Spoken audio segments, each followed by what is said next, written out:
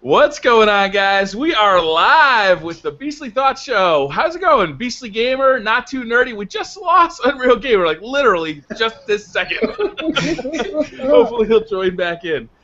We have a ton to talk about today. We were talking about Capcom possibly being available for sale, the Apple TV gaming console that I am predicting, the Beastly Game Tournament, which I'm going to force you guys to commit to, Last of Us discounts. Beastly Gamer is an addict to The Last of Us as well. Xbox One and PS4 exclusives. Arkham Knight possibly being released February 24th. And the Steam sale. What do you guys think? You excited? Well, you pretty much went over the whole show. Have a great one, guys. All right, and we're done. Good stuff. We got Thought Show live. Quickest show ever. Beastly Gamer, what have you been up to all week? It's been a hectic week for me because when I was working all week and when I get home, get a little bit of free time, spending with the kids, you know, they kind of gave me a Father's Day week, so every day they were doing something special for me. But when I had a little spare time, I went to The Last of Us Online. Shh, don't tell anybody. I was up last night till 8:20, and my 1-year-old, she was a soldier. She stayed up with me until 8 o'clock, playing The Last of Us. And I just can't get enough of this game. I feel like such a fanboy at this point. I feel pathetic because I didn't think that would actually happen to me playing that game. But I'm telling you now, if you haven't played it, don't judge me. Let he without The Last of Us Online cast the first stone. I think that's everybody in the free world. Yeah, okay. That game is awesome. That's all I've been playing. You know, I've been wanting to get back to other stuff. Of course, I do videos for news and commentary and things like that. But now it feels tedious. It feels like a job. When I'm playing The Last of Us, I don't record anything. I just play it. So great. Well, what you got to do is you got to make some tips and tricks videos for the rest of us, so when we jump into the new game, we'll be ready to go. We won't be lost. Well, you could just give me the hacks. I really don't care about tips or tricks. Just show me hacks. Cheater. You're a little cheater.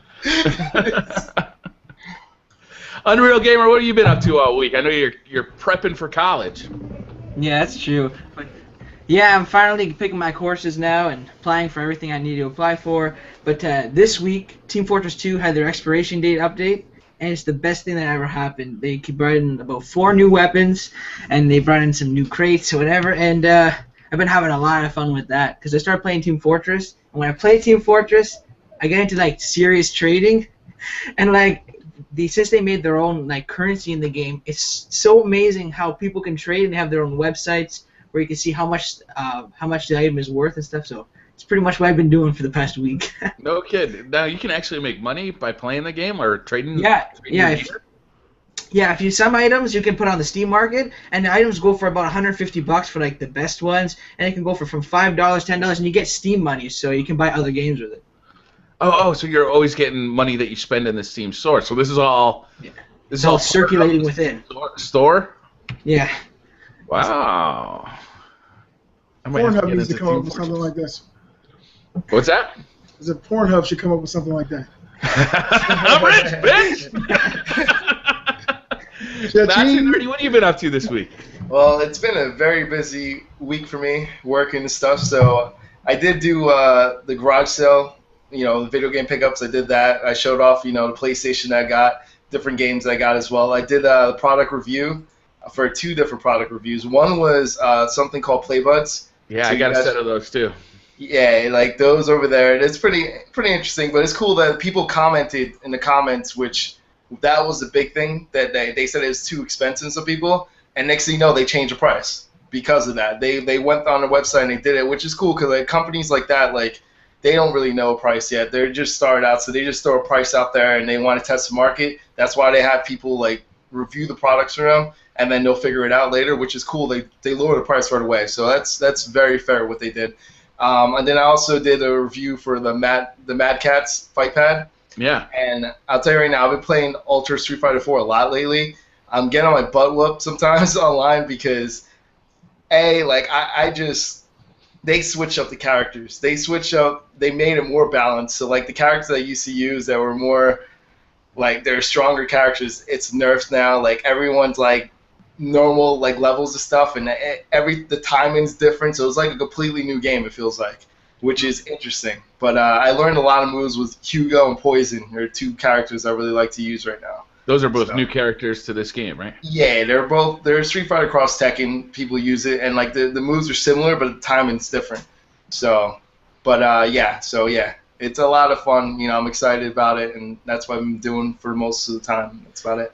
Do you think that the gamepad could replace a fight stick, or do you think it's... I understand why people use it. 'Cause I feel like you have like the whole control in your hand. You'll have to worry about like a big area to use, and all the 6 buttons are right in front of you, just like it would be for fight stick. So I understand now why people use it. I still think it's easier to get like the moves because, like, for example, some things will be like a half circle, and like for fireball or something like that. Like, it's a lot quicker for me to use a joystick to do that than to actually use the floating D-pad. But like with practice, you can get it done. And I noticed that like I'm actually getting a lot better using the fight pad. But like for me, it's just arcade stick. That's what I grew up on. You know, I grew up in arcades, so playing that. But like I completely understand for the first time why people won tournaments with the fight pad. I never understood. I'm like, how does someone with a fight pad beat someone with an arcade stick? And now I know why. So well, you got a shorter range of motion, right? You just got to move your thumb this far instead of move your whole hand this far. Yeah. Then I suppose that in theory it could be quicker, but I have the same experience you do. Is that I find that most gamepads aren't as responsive as most joysticks, although they both vary widely. Like a good joystick, I think, is better than a good gamepad.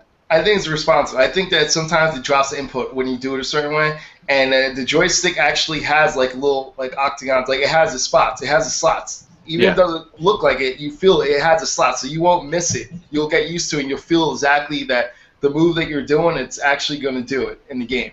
So that's the difference for me. But like I said, with practice, people could still do it with a fight pad. They know how to do it. So yeah. A lot of people my age started playing Super Nintendo Super Street Fighter. You know, so a lot of people grew up with gamepads playing that game. Yeah. Yep. Whenever I used a fight stick, I always had a higher degree of commitment to the moves, and that's what made me, do a lot better using the actual fight stick. You know, using the actual controller stick, joystick, rather than a gamepad, because you actually mentally you have to prepare and you put so much effort into each move. And for me, it always came out better using those type of pads versus a regular conventional controller. Yeah, also, raging is way better on a game stick, like the whole thing, like you're beating that thing and like throwing it. I mean, it's got heft to it. It could go through sheetrock, really. You can tell how many walls have you destroyed there, BriarRabbit? Oh, not me personally. I grew up in an arcade, like pretty much, so that's why like going to arcade is stuff I'm used to the arcade stick, and I think that's a difference. So if you're someone definitely from like 90s like arcade time, then without a doubt, then you'll definitely relate better to arcade stick than a fight pad. But I mean, if you find it cheap though, I got it for $8 on Amazon. I mean, they're ranging from like right now $12 all the way to $60 a fight pad. So if you find a cheap one, then that's definitely the way to go, because it's way cheaper than an arcade stick. Those are like $150, $200.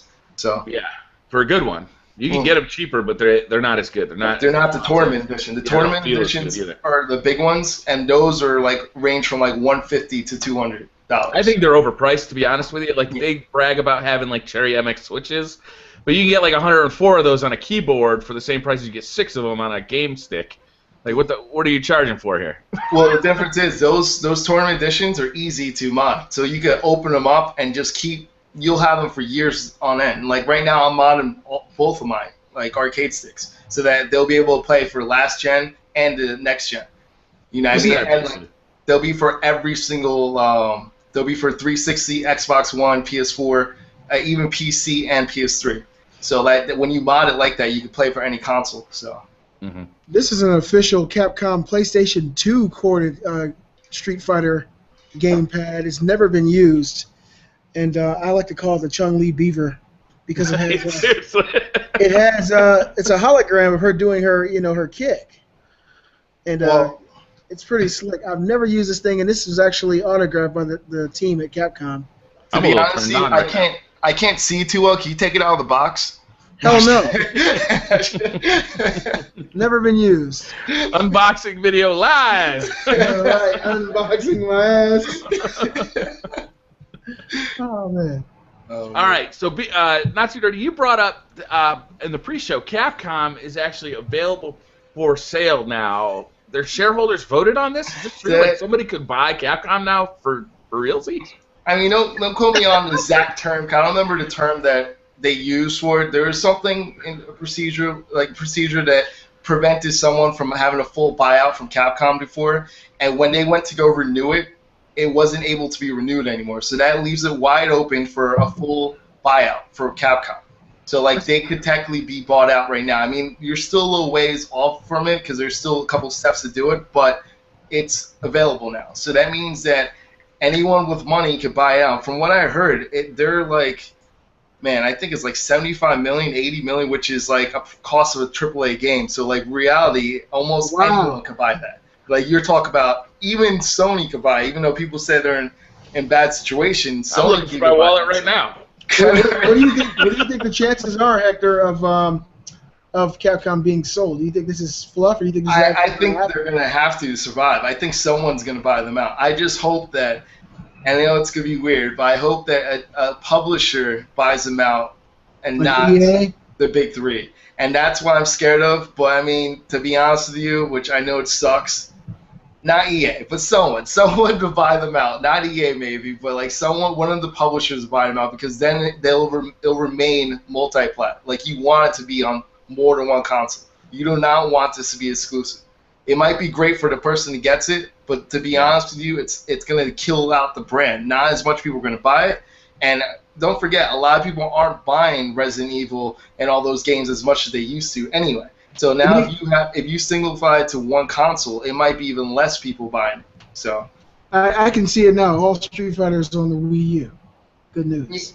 I mean, I think Nintendo has the best relationship with Capcom, and I mean, it's between Nintendo and Microsoft that has the best relationship with them, but I personally think that it's Nintendo, and it's another Japanese company, so I would think that they would have first dibs on it, but to be honest with you, I wouldn't want them to be exclusive, especially if what do you do? Be like, oh, like you guys want to play the next Mega Man, or you guys want to play, Street Fighter? You have to get a Wii U. Like, yeah, that's but scary. could you imagine Ken and Ryu in the next Smash Brothers? What was that? Ken and Ryu in the next Smash Brothers? Well, that's cool, but I'm saying like, that you have to get a Wii U for that. That's kind of scary. Like, to be honest with you, and not just Wii U, if you have to get an Xbox One or you have to get PS4 only just to get one of those games, it really isn't fair. It's going to kill off the fighting community, because a lot of people, they prefer, I mean, a lot of people use like PS3s the most but for fighting games, but they also use Xbox 360s and PCs, like, and you're going to force them to use one. It's not going to do well. That's why a lot of people don't like Killer Instinct, because it's just on Microsoft. You know what I mean?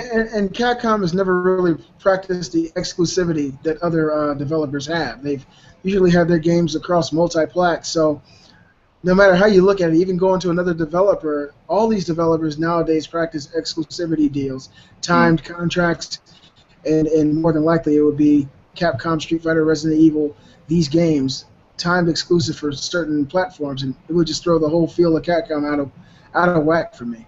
Yeah, Capcom has always been kind of an enigma to me. Back in like the Super Nintendo game days, they were like, you couldn't beat them, right? Everything they released, I wanted to play. They were just on fire.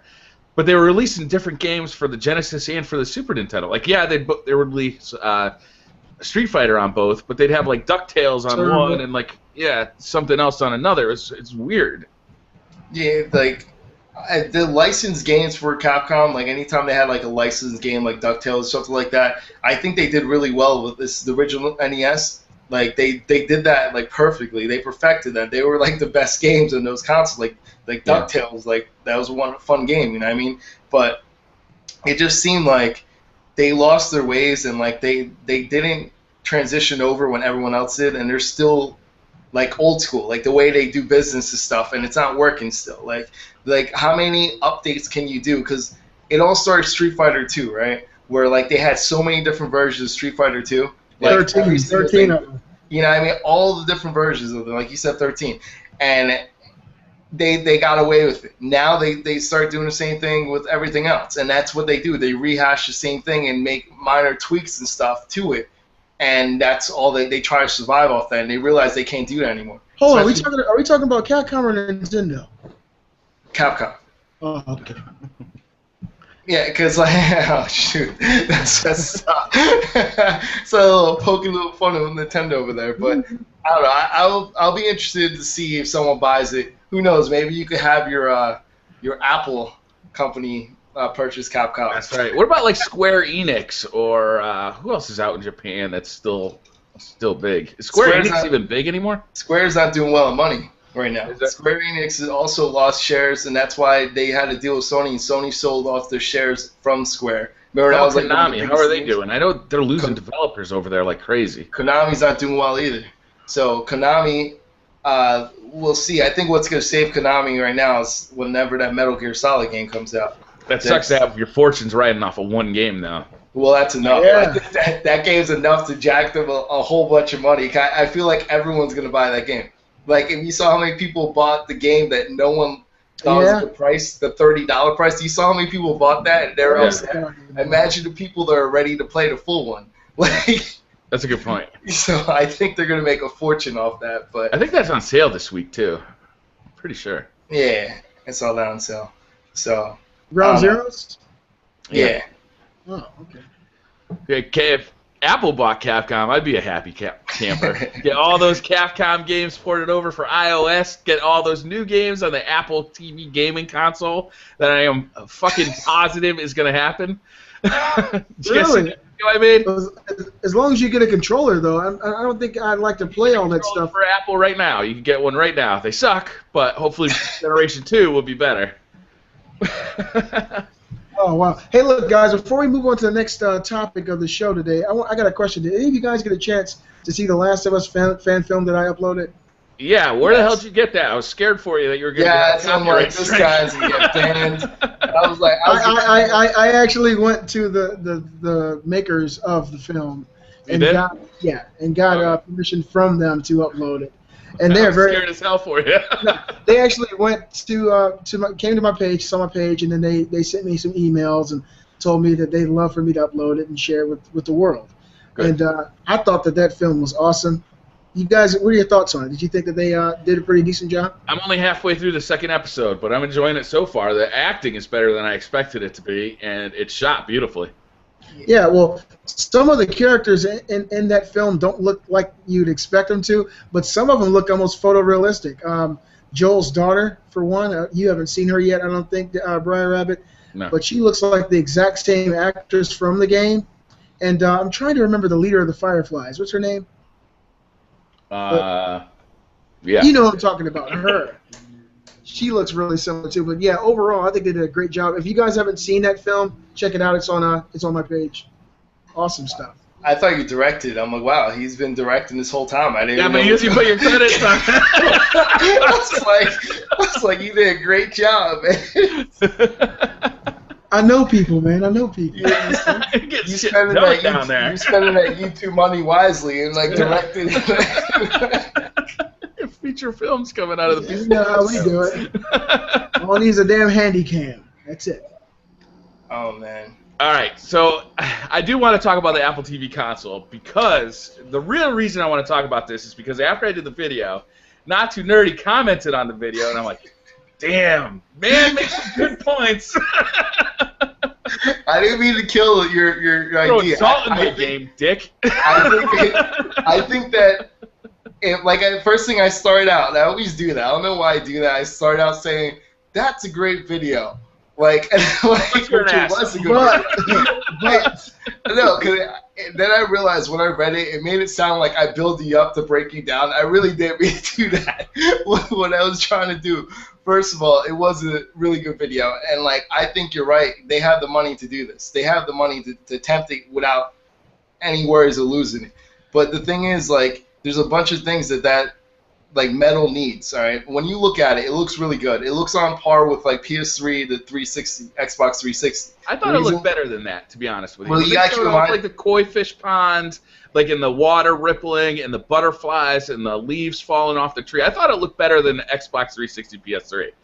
It's still the same thing. The thing is, you have to look that's why it wasn't the photorealism. They weren't going for realism. They're going for cartoon to hide some shadows. Like the Nintendo way of doing things. Yeah, so it hides shadows, stuff like that. But when you see the actual footage of it, person, like you see that it's very similar to PS3 360, but the problem is right now that they're having is it's going to kill your battery.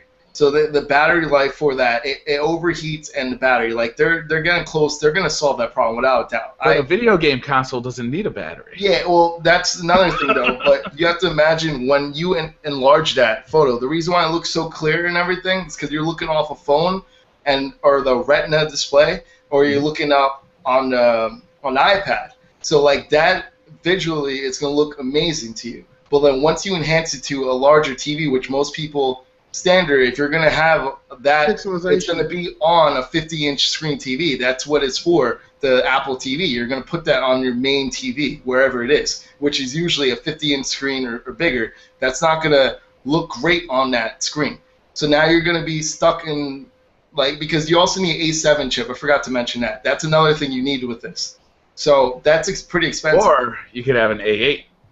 Yeah. Well, here's the thing. That's pretty expensive as it is. So you're talking about you're going to do that, and then it has to be in the $100 range, right? Because if it's not a $100 range, I mean, I don't think they can do a console for $100 because they're going to need local storage. They're going to need a faster chip. Mm-hmm. They're going to need more RAM. Exactly. And they're going to need some way of doing a controller. So I don't think they can do it for $100. Maybe they keep like the current Apple TV at $100 and then do Apple TV plus games at like $250 or something like that. And then that's where you're stuck in between right here, because that's the same problem Amazon Fire TV, Ouya, and all of them had. Who's your demographic now? Who are you aiming this for? Because now everybody who has an iPhone or an iPad who has games can now play them on the TV. Yeah, but that's the thing though. They're not going to take advantage of Metal though, because you has to be programmed specifically for Metal. Metal has to be built in the program. Otherwise, you're upgrading. It's not going to look any different. Right, Metal, but all your old games will still run. Yeah. But any new games that are written for Metal will work across all three platforms. Exactly, but it has to be built up from the ground up. And the problem is the people that they have that are offering to like do it. They said, I think there's EA, Ubisoft, they have a Game Loft, they have a lot of people signed on to it. All those people use Unity. And they use for cross-platform, which they program one program and they use it for all platforms with Unity. So, like, it won't be building Metal from ground up. They would literally have to take time aside and build the game separate for Apple. And but it makes sense to do that because you're going to be selling to the most popular smartphone in the world, the most popular tablet in the world, and, oh, by the way, it'll also work on the Apple TV game console. This debate is awesome. The question is, will people take that chance on it? Because if you think about it, if you have a choice, you're going to be paying how much when you could get a PS3 or 360? No doubt, but they don't have to. They're not in like a Nintendo situation where they have to sell, 10 million of these things in the first 2 years because the developers are already going to be developing the games for that iPhone and the iPad. But anybody who does buy the Apple TV game console will get the added benefit of being able to play those games on their TV as well. And eventually, there will be enough people on that platform to justify actually developing for it. But if the game is compatible with iPhone, iPad, and Apple TV, then it's not. It's almost like a no-brainer. Well, yeah, we'll do it for the Apple TV too because it's the same. It's the same screen dimensions as an iPhone. I mean, it's like 16 by 9, and if it looks awesome, like it doesn't matter if it looks awesome on a tiny little screen or on a great big screen. It's gonna look awesome. When you blow it up, the pixels are gonna be different. The PPI will be different. Right, it's 1280 compared to whatever. I don't know what the real resolution of the iPhone is because they do the iPhone is still not. Yeah, like it's still not 1080p. It's lower than that. So like the thing is like the PPI is what you look at though because that's what when you enlarge something that's what you see like those tiny pixels and stuff. Their PPI is still lower because they believe the Retina display is nothing past 330 because when you're holding a mobile device. But that doesn't equivalent when you go to something large anymore because now you need the PPI to be higher because you're going to have a bigger like pixel per inch now. It's a larger screen. Well, we're also getting a larger iPhone in the fall. Everybody thinks we are. It's a 5.5 inch and a 4.7 or something inch. There's two that they're talking about. So with a larger screen iPhone with a better processor, then we can expect the graphics to get better. Again, hopefully that will translate to good games on TV. One last point, though. Here's the killer point. The I want my fact Apple that- console. the killer point is, are they eventually? Apple is going to have to move the 4K streaming. Now, Absolutely. here's the thing. They want to be the first. They're not going to want Amazon. You know Amazon's going to do that. For their next Amazon Fire, they're going to move straight to 4K because they have the streaming capability as well. They're going to move to that. They want to be the first. So that when you get a 4K TV, you think of Apple TV first. Now, if you have a 4K TV, okay, streaming, you're streaming everything 4K. You have a 4K TV. You're now going to have a resolution for metal that's not be able to go up to that resolution. But what's the purpose of metal? That's another reason why they'll bring the A8 to the Apple TV so that they can process that 4K stream. It's not the chip itself. Even they have a stronger chip right now. That's not. They have to redesign metal again.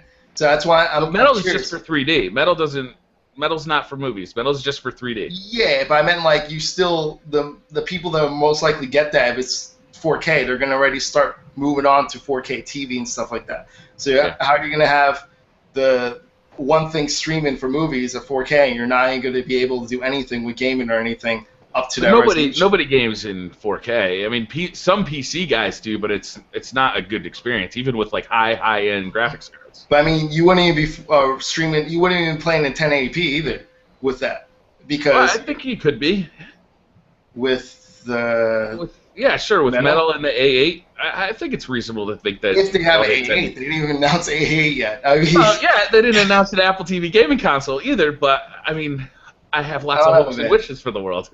That's a stretch. I mean, if anyone could do it, I think they'll do it. But the problem is they have to have people designed for it, and I think the only people who do it, like Infinity Blade or something like that, like those are the things you do. But like once again, that's another touchscreen. Now you have to start changing these things into controls. Like that was a problem with the Ouya. Like what the problem that you had with the Ouya and Amazon Fire TV is all these games that they're pouring over are touch-based games. How do you resonate to that? You know what I mean? Are you going to start making only console games because it's not a console? You're not going to sell it as a console because their bread and butter is streaming movies and stuff.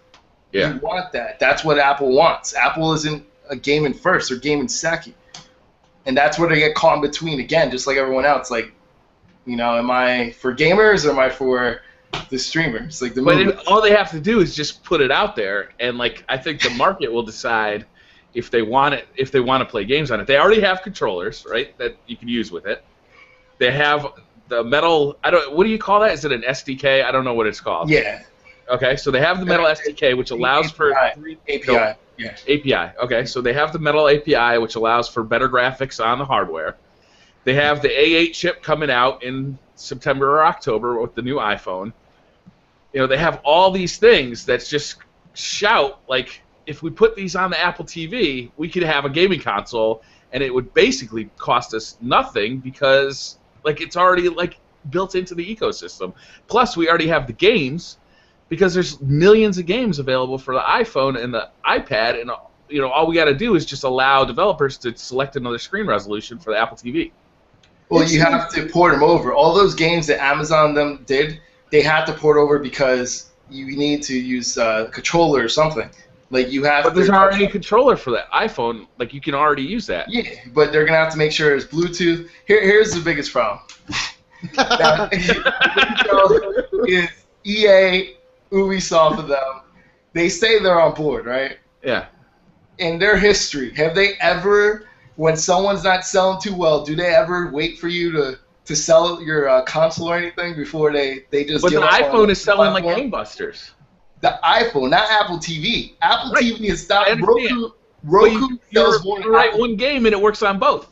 Roku sells more than Apple TV. Even Amazon Fire TV starts selling a lot. Now you're talking about someone else coming into the market back and trying to get their spot back. You know what I mean? So EA and Ubisoft's be like, oh, you're not selling console, we're just gonna stop making games. I wonder who they did that to already. But they're not just making the game for the Apple TV. The one game they make works on all iOS 8 devices. It works not just iOS, they do it for Android as well. It's cross-platform. Yeah. So I don't know. It just seems like as a publisher, you know, all we have to do is include controller support and another resolution, which, you know, now they're going to have to include a lot of resolutions, right? Because you're going to have to support iPhone 4, iPhone 5, iPhone, whatever the iPhone 6 resolution is going to be. The iPad has 2 different three, including the mini iPads. So there's already a lot of resolutions to support. Adding 16 by 9 1080p, it's just adding another one, and controller support, which a lot of people are going to start wanting, I would imagine, soon. And they have to make sure that when they do that for Android, that's going to work for Android as well. Fuck Android. That's the problem, though. They're going to do that the whole time. Like they have to. EA is not going to care about iPhone alone. They're going to care about all platforms. I want my Pippin too. God damn it. I'm hearing this conversation. Well, I guess I can call it jousting, going back and forth with you two. Do you think that the PlayStation Vita TV or the PlayStation TV will be any kind of competition for this type of peripheral? It's different. I think it is, but it isn't if you think about it. Because I think that's that right there. They already have a whole gaming lineup. They're going to be able to play PlayStation 1, all the PS Vita games. All the now, and the thing is, you'll be able to play your PlayStation 4 from another TV. And PlayStation Now. Yeah, PlayStation Now. They're like a whole new level game. That's why I'm thinking this whole Apple thing, there's going to be so much competition for people that's such a small market for right now. Man, fuck Apple. I think... See, the people that had the Vita games and stuff like that, or any PSP games that wanted to see on the big screen, like, those are ones that are going to buy that alone. So, like, that's why I think they have a whole separate market on top of it. They just have I'm buying it just for that feature, because now you can stick your Vita games directly inside of it, right? Can't you put your Vita games right inside of it? That's awesome, man. You can play your Vita games on a TV, and you can capture your Vita games. Please, this is done. It's $100, please. And you can download it onto it directly. Yeah, because you already have that on your account. Yeah, and you could buy the memory slots. It costs a bunch of money. And, but you're gonna need a lot of memory for that. That's a good point. Who's gonna be the first one to hack a SanDisk onto that thing? I mean, I've been waiting for that for years. I'm not condoning it, but I'm waiting for it. Why has no one created their own version of the Vita? Remember, is it illegal? Thing they did right. Is it illegal to fabricate your own and sell it like another third-party company? Absolutely. People have tried and they banned them. They banned your account. People have tried it already. They banned your whole. I'm speaking of like a company like SanDisk. They can't do that. No. They limit it, so it's only there's no third-party support for that. It's only Sony. You fail for that. And on top of it, it's not even like other Sony products. It's a specific Vita one. Like that's the thing that sucks because I have Sony like Sony products like memory cards. Memory Stick Pro. Yeah, I have everything. Damn it. See, the PSP, the Memory Stick Core Duo, that one is just a regular Pro Duo. And you could hack your PSPs with it and all kinds of stuff. How are we supposed to hack our PlayStation Vitas? I think that's part of the reason they made it a proprietary technology. It definitely you is. can put that Memory Stick Pro into a computer, probably only a Sony computer, and you can put whatever software you wanted on it. Now, like that thing is only good for the Vita. It's completely. And that's why Sony created the Vita, where you couldn't connect anything to it. There's no output, input, nothing. They did it on purpose so no one could hack it and put all these free games inside of it. That's what they did. I mean, you have to use the content manager just to connect it to your PC or your PS3. So, yeah, they've got full-on security detail on that thing. And it has been hacked. People actually have hacked them, but it usually comes out with a PlayStation Network game that someone finds a loophole in, and they're able to, I don't know exactly how they do it. Do I look like a hacker? But yeah, it's been done. Sure. Sony's be like, wait, so you guys can't take free games from me, but we'll give you free Vita games every month. What do you guys want? We're already giving you the games. All right, thanks, Sony. Are any of you guys though excited about the PlayStation Vita TV? Now, over in Japan, this thing didn't do well over there, believe it or not. PlayStation Now's not out yet, and that's pretty core to its functionality, I would think. I was reading an article today about PlayStation Now, and since it's in its early stages, some of the pricing is really iffy. I think Final Fantasy 13-2 was $5 for 4 hours of that game. The pricing is weird. Yeah, it's like you can pay 4 hours, 8 hours, 1 week, or 1 month, and the 1 month was $30 They're gonna charge per game on that. per game. Per game. I would have hoped that you could just pay a premium, either monthly or annually, like you do with And the play PlayStation. any game. Yeah. Well, just but, so you guys. Go ahead. As you say, I am part of the beta. I mean, I'm not allowed. Are you allowed I'm to not going talk to go about it? specifics. I'm not going to specifics, but they're not going to.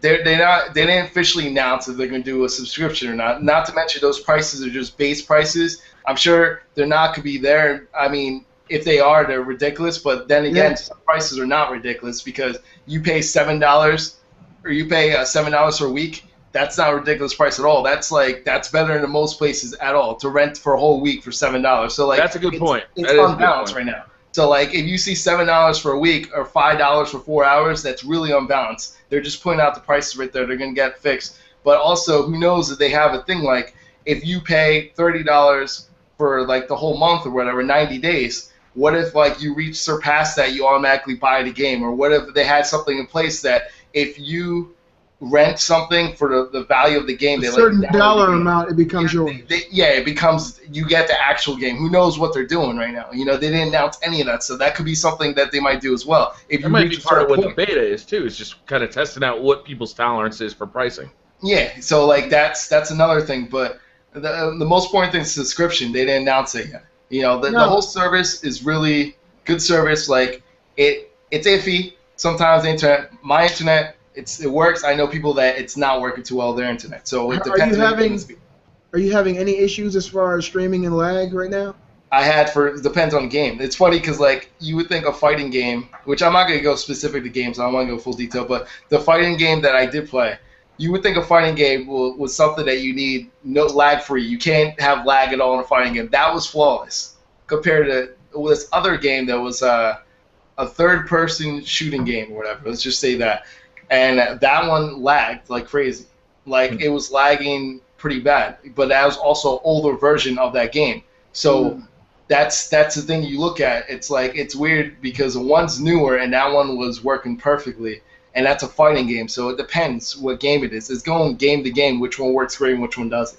So if you had to wager, and this is for everybody, Unreal and Briar, and of course not too nerdy, if you had to wager, do you think they would go the route of subscription? Oh, without doubt. Okay, and do you think if this thing takes off, it'll bode not well for companies like GameFly? Oh yeah, they're fun. I don't know. To be honest with you, GameFly is what, $15 a month, right? I mean, yeah, but the actual disc, you're talking about actual disc compared to streaming something. So streaming, it's guaranteed. It's only on your internet. It's based on your internet and their servers at the time. So you're talking about a streaming service compared to the actual disc, and the actual disc works way better than any streaming service will ever work. So that's the thing. Like, but if you're talking about something like a game, because sometimes for me, I get GameFly. Like, I have GameFly, but I use that for games that I'm not planning on buying to try it out, play it, and stuff like that. I guess I might switch over to PlayStation now just to try the game, because that's the whole intent. That's the purpose of me doing it, to try the game instead of actually purchasing the game. And it'll probably save me more money than GameFly. But do you think it might work better if they were able to preload portions of the game, stream it, pre-stream it to your system to lessen the delay or the lag? Like, say for instance, you want to rent a game, and you might be going to the store, you'll be back in an hour. You can actually start the stream or start downloading data so that when you come back, you've already got an hour worth of data. Do you think that's possible? And if it was possible, could it improve the experience overall, you think? No, it's not. The PS3, I don't think they're built for that kind of stuff right now, are they? Yeah, they can't. That the whole point of it. So, like, for example, like, you're going from PS4 to PS3 games. Like, they're different. Cell processors is not gonna play on this version. The x86 architecture. That's the whole reason why they did that in the first place. So you could go from behind. But don't forget, there's people that are gonna have TVs that are gonna be able to stream this too. You can't download to the TV, stuff like that. So the whole purpose of this is just for it to use their high-end computers, and every input that you put in a controller is going to move their computer, and then it'll send a message back to your screen to show it moving. So that's the lag that you see. So hopefully there's no interruption between your internet going to their computer and back. So that's okay. You're going to have a natural delay regardless because it has to go all the way to their computer and bounce back to yours. So there's always going to be a delay. Do you think that? What do you think of the possibility of games like Call of Duty using this Gaikai service? Because of course, those games you need 60 frames per second. You need minimal delay in order for you to even be good. Do you think that they might opt out of putting games like that on PlayStation Now? Well, for me, it'll be great because then I have an excuse why I suck. But I knew you were going to say that. Work if they design the game around it. So, like, I don't know if it'll work for Call of Duty, right? But if somebody designed a game around this, so the game is running on the server, and the only lag you get is from the server to your home console, like, so there's no host advantage, right? Everybody's playing on the same server. I think that could work. Like, everyone's getting the same lag? Well, not everybody's getting the same lag, but the lag works differently, and nobody's getting that host advantage that's so common in console games. So, I don't know. I'd be interested to see somebody try. Right. All you have to do, since you play Call of Duty all the time, all you have to do, if you see someone running on the right side, just shoot to the left side. Eventually, they're going to run into your bullet. That's all you have to do. Just shoot ahead, and they're going to run into your bullet. Works 40% of the time, 100% of the time. And, like, the great thing is, you can rage quit and exit out of the game, and it's delayed, so they think you're still playing for a couple seconds, before, and then you just get disconnected. But, that's just me. I don't know. I think it's a really interesting technology. I'm not in the beta, so I'm looking forward to seeing it kind of go live. I'll definitely subscribe to it as soon as it comes out. I'll put it this way: way better than OnLive. That OnLive service, years ago. They still have it, I think, but OnLive, it's way far advanced than that. It's just that it's similar process. So yeah, and I really like the idea of being able to just get access to games that maybe I sold like 3 or 4 years ago, or like maybe I didn't get around to, and just be able to play around with them for a couple of days and then not ever have to worry about it again. Like not have the disc around, not have to worry about eBaying it or bringing it to GameStop, or it taking up space on my hard drive. All of that stuff. I just like that idea. For me, I think if it's like an RPG or MMO or something, and you're able to stream that on the Vita on the go, where you don't need it to be super quick. I think that would be amazing. For me, that's where you don't have to have the best internet for it to be, even if it's lagging, it's okay for those type of games. I think that would be great on the Vita to go. That's something, a big game changer for the Vita itself. So I just don't like the Vita thumbsticks. I understand exactly where you're coming from. I've been wanting to get Borderlands on my Vita, but after fiddling around with it a little bit, I think it'll just be the articulation won't be there. You just won't feel like you're totally in control like you do using the DualShock 4, 3, or 360. Can you use a DualShock 4 with the Vita? Yes. You compare it? That's what the 1.7 update did. They also had that, so you can now use your DualShock 4 with that. That might be good. And you can use the DualShock 4 with the PlayStation TV. So they're going to sell that in 2 packages. One of them is going to include a DualShock 3 controller, and one of them and a game, right? The Lego game. Lego game, yeah. I wouldn't get that. I would get I'd get the one that comes out for $100. Use your own DualShock 4, and everybody's got an HDMI cable hanging around. Do you guys think that using PlayStation Now, that they can do something with PlayStation Plus where every month you can get one of those rentals for free, or every month you can get a discount on your monthly subscription service because you have PlayStation Plus? You think that Sony's looking into doing something like that? I would think they've got all sorts of ideas, right? I think they're going to judge based on how popular the beta is and what kind of people's. I'm sure they're getting data, right? It's okay, we put this game out at $8 per day, and we put this other game out at $8 per month. Which one is more popular? How do we make the most money? Sure, a ton more people are using the $8 per month one, but are we actually making more money off of the fewer people who are doing the $8 per day one? So I'm sure they're judging all that data, trying to figure that out. And they're still right in the middle of the war with the Xbox One, so they're definitely going to want to try and add value to people buying PlayStation 4s. So yeah, I would guess they would do something. Okay. Exciting but they won't time. do Last of Us, I bet. Not until after they release the remastered edition. Oh yeah, for sure. I mean, I don't know, because that's the game that they had at. Oh, that's right. But they won't discount it, right? They displayed it. They displayed that they was running that and God of War Ascension. So like those are the first 2 games that they had running on the PlayStation now. So I don't know what that means if they're going to do it. But I don't know, but I don't know if they're going to do it because what just happened? Oh. No, I thought BC Game was laughing at something. I didn't know. I was looking at our lineup of stuff, and what Mr. Rabbit wrote about me like 4 lines down. Did you see my giveaway video, Beasley? It's true. I saw it, but I didn't get a chance to watch it. I want to know how you got your goddamn name in the hat. What the hell? That's so funny, dude. That's what you were showing me when my sound was off. That's right. Dude, by the way, like, I don't know if you realize this, like, I commented on that video, I'm like, you said the wrong name. I thought you were supposed to say Not Too Nerdy, and somehow Enrique came out. I don't know, like, but that's awesome. Enrique won though. That's pretty cool. Yeah, it was good to see that. That was totally. Oh, really, Enrique? Good shit.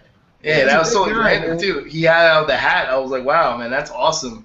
That was like, that's a good prize, man. Can't wait for you to give us a prize too. Yeah. I give you a prize of my presents every week. I haven't got a present yet. Oh, you said presents. I want a present. All right. So I want to talk about the Beastly Thoughts tournament. I want to talk about it. I want to hash out some rules. I want to hash out some games. I want this to get going because I'm excited about it. Unreal Gamer, what game you want to play? Talk to me, brother.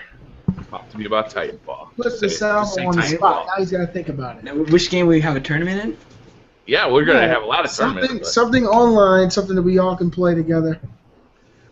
That you can pay for everybody. You had to leave early. Let me talk about the idea. Okay. And we got to hash it out because I think it's a great idea. I think that we'll have fun doing it, and I think people have fun watching it. And make sure you clarify the part where Unreal Gamer pays for every game for everybody. Oh yeah, no doubt. College boys got to pay. All right, so here's the setup. Here's the initial idea, right? Yeah. Is that everybody on the Beastly Thought show picks one game, right? And then we have a tournament where, like, for a week or maybe 2 weeks, depending on the game and how hard it is to get people together, and whether it's like a game that everybody plays all in one lobby, or if it's a game that, like, you know, somebody picks Street Fighter, then it'd be a game that everybody has to kind of get 2 versus 2 on, or 1 versus 1 on, so it'd take a little longer, right? But let's say that everybody, you know, picked a game, okay, and then they set up their own rules for their week. So, like, let's say if Not Too Nerdy picks Super Street Fighter, then everybody would have to get a copy of the game. Mm-hmm. Everybody would have to, Not Too Nerdy would have to set up the rules. Like, here's the rules, right? A single elimination. You play, you know, you're in this bracket, you're in this bracket, you're in this bracket. You guys figure out when you're going to play, record it, post it on your channel, and then as the tournament brackets go, you know, we can talk on Twitter or talk on Skype or talk on Google Hangouts to, you know, schedule the matches until we have a winner. And once we have a winner, like, everybody from start to finish gets a certain amount of points, and you carry those points into, let's say, Beastly Gamer picks a game. Let's say he picks, what's that? Let's say Beastly Gamer picks Barbie's Dream Adventure. And everybody's I'm a beast in that game. I'm just saying. Now that'd be a little different, right? Not everybody can't play that online. I assume. I've never actually played it, I swear. The multiplayer. So maybe you got to do a speed run, like the longest you can go without dying, right? Mm-hmm. And then you, like, again, it's scored, so the first place gets like 7 points, you know, and so on. And then how do you know in a situation like that? In a situation like that, how do you know the person isn't dying and then just recording new footage until they get the best run that they can? Honor system. Damn it! I don't know. I mean, that's all we can do, right? That's a great point. Look at us. Look at him. He's ready. 25. I mean, one time to do this. 25 tries. Yeah, but if you're recording, no one says that you have to do it one try either. Nobody invite Figco Inc. to do Battletoads because he actually beat the speeder bike level of Battletoads. You guys ever see that video? Yeah. No.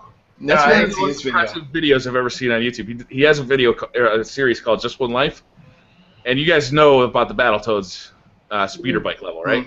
It's like it's widely regarded as one of the hardest levels ever, and he beat it. Timing, yeah. It's crazy. Anyway, don't invite him to do Battletoads because we're not going to beat him. But yeah, so what do you guys think? Do you guys like the idea? Do you want to start picking games?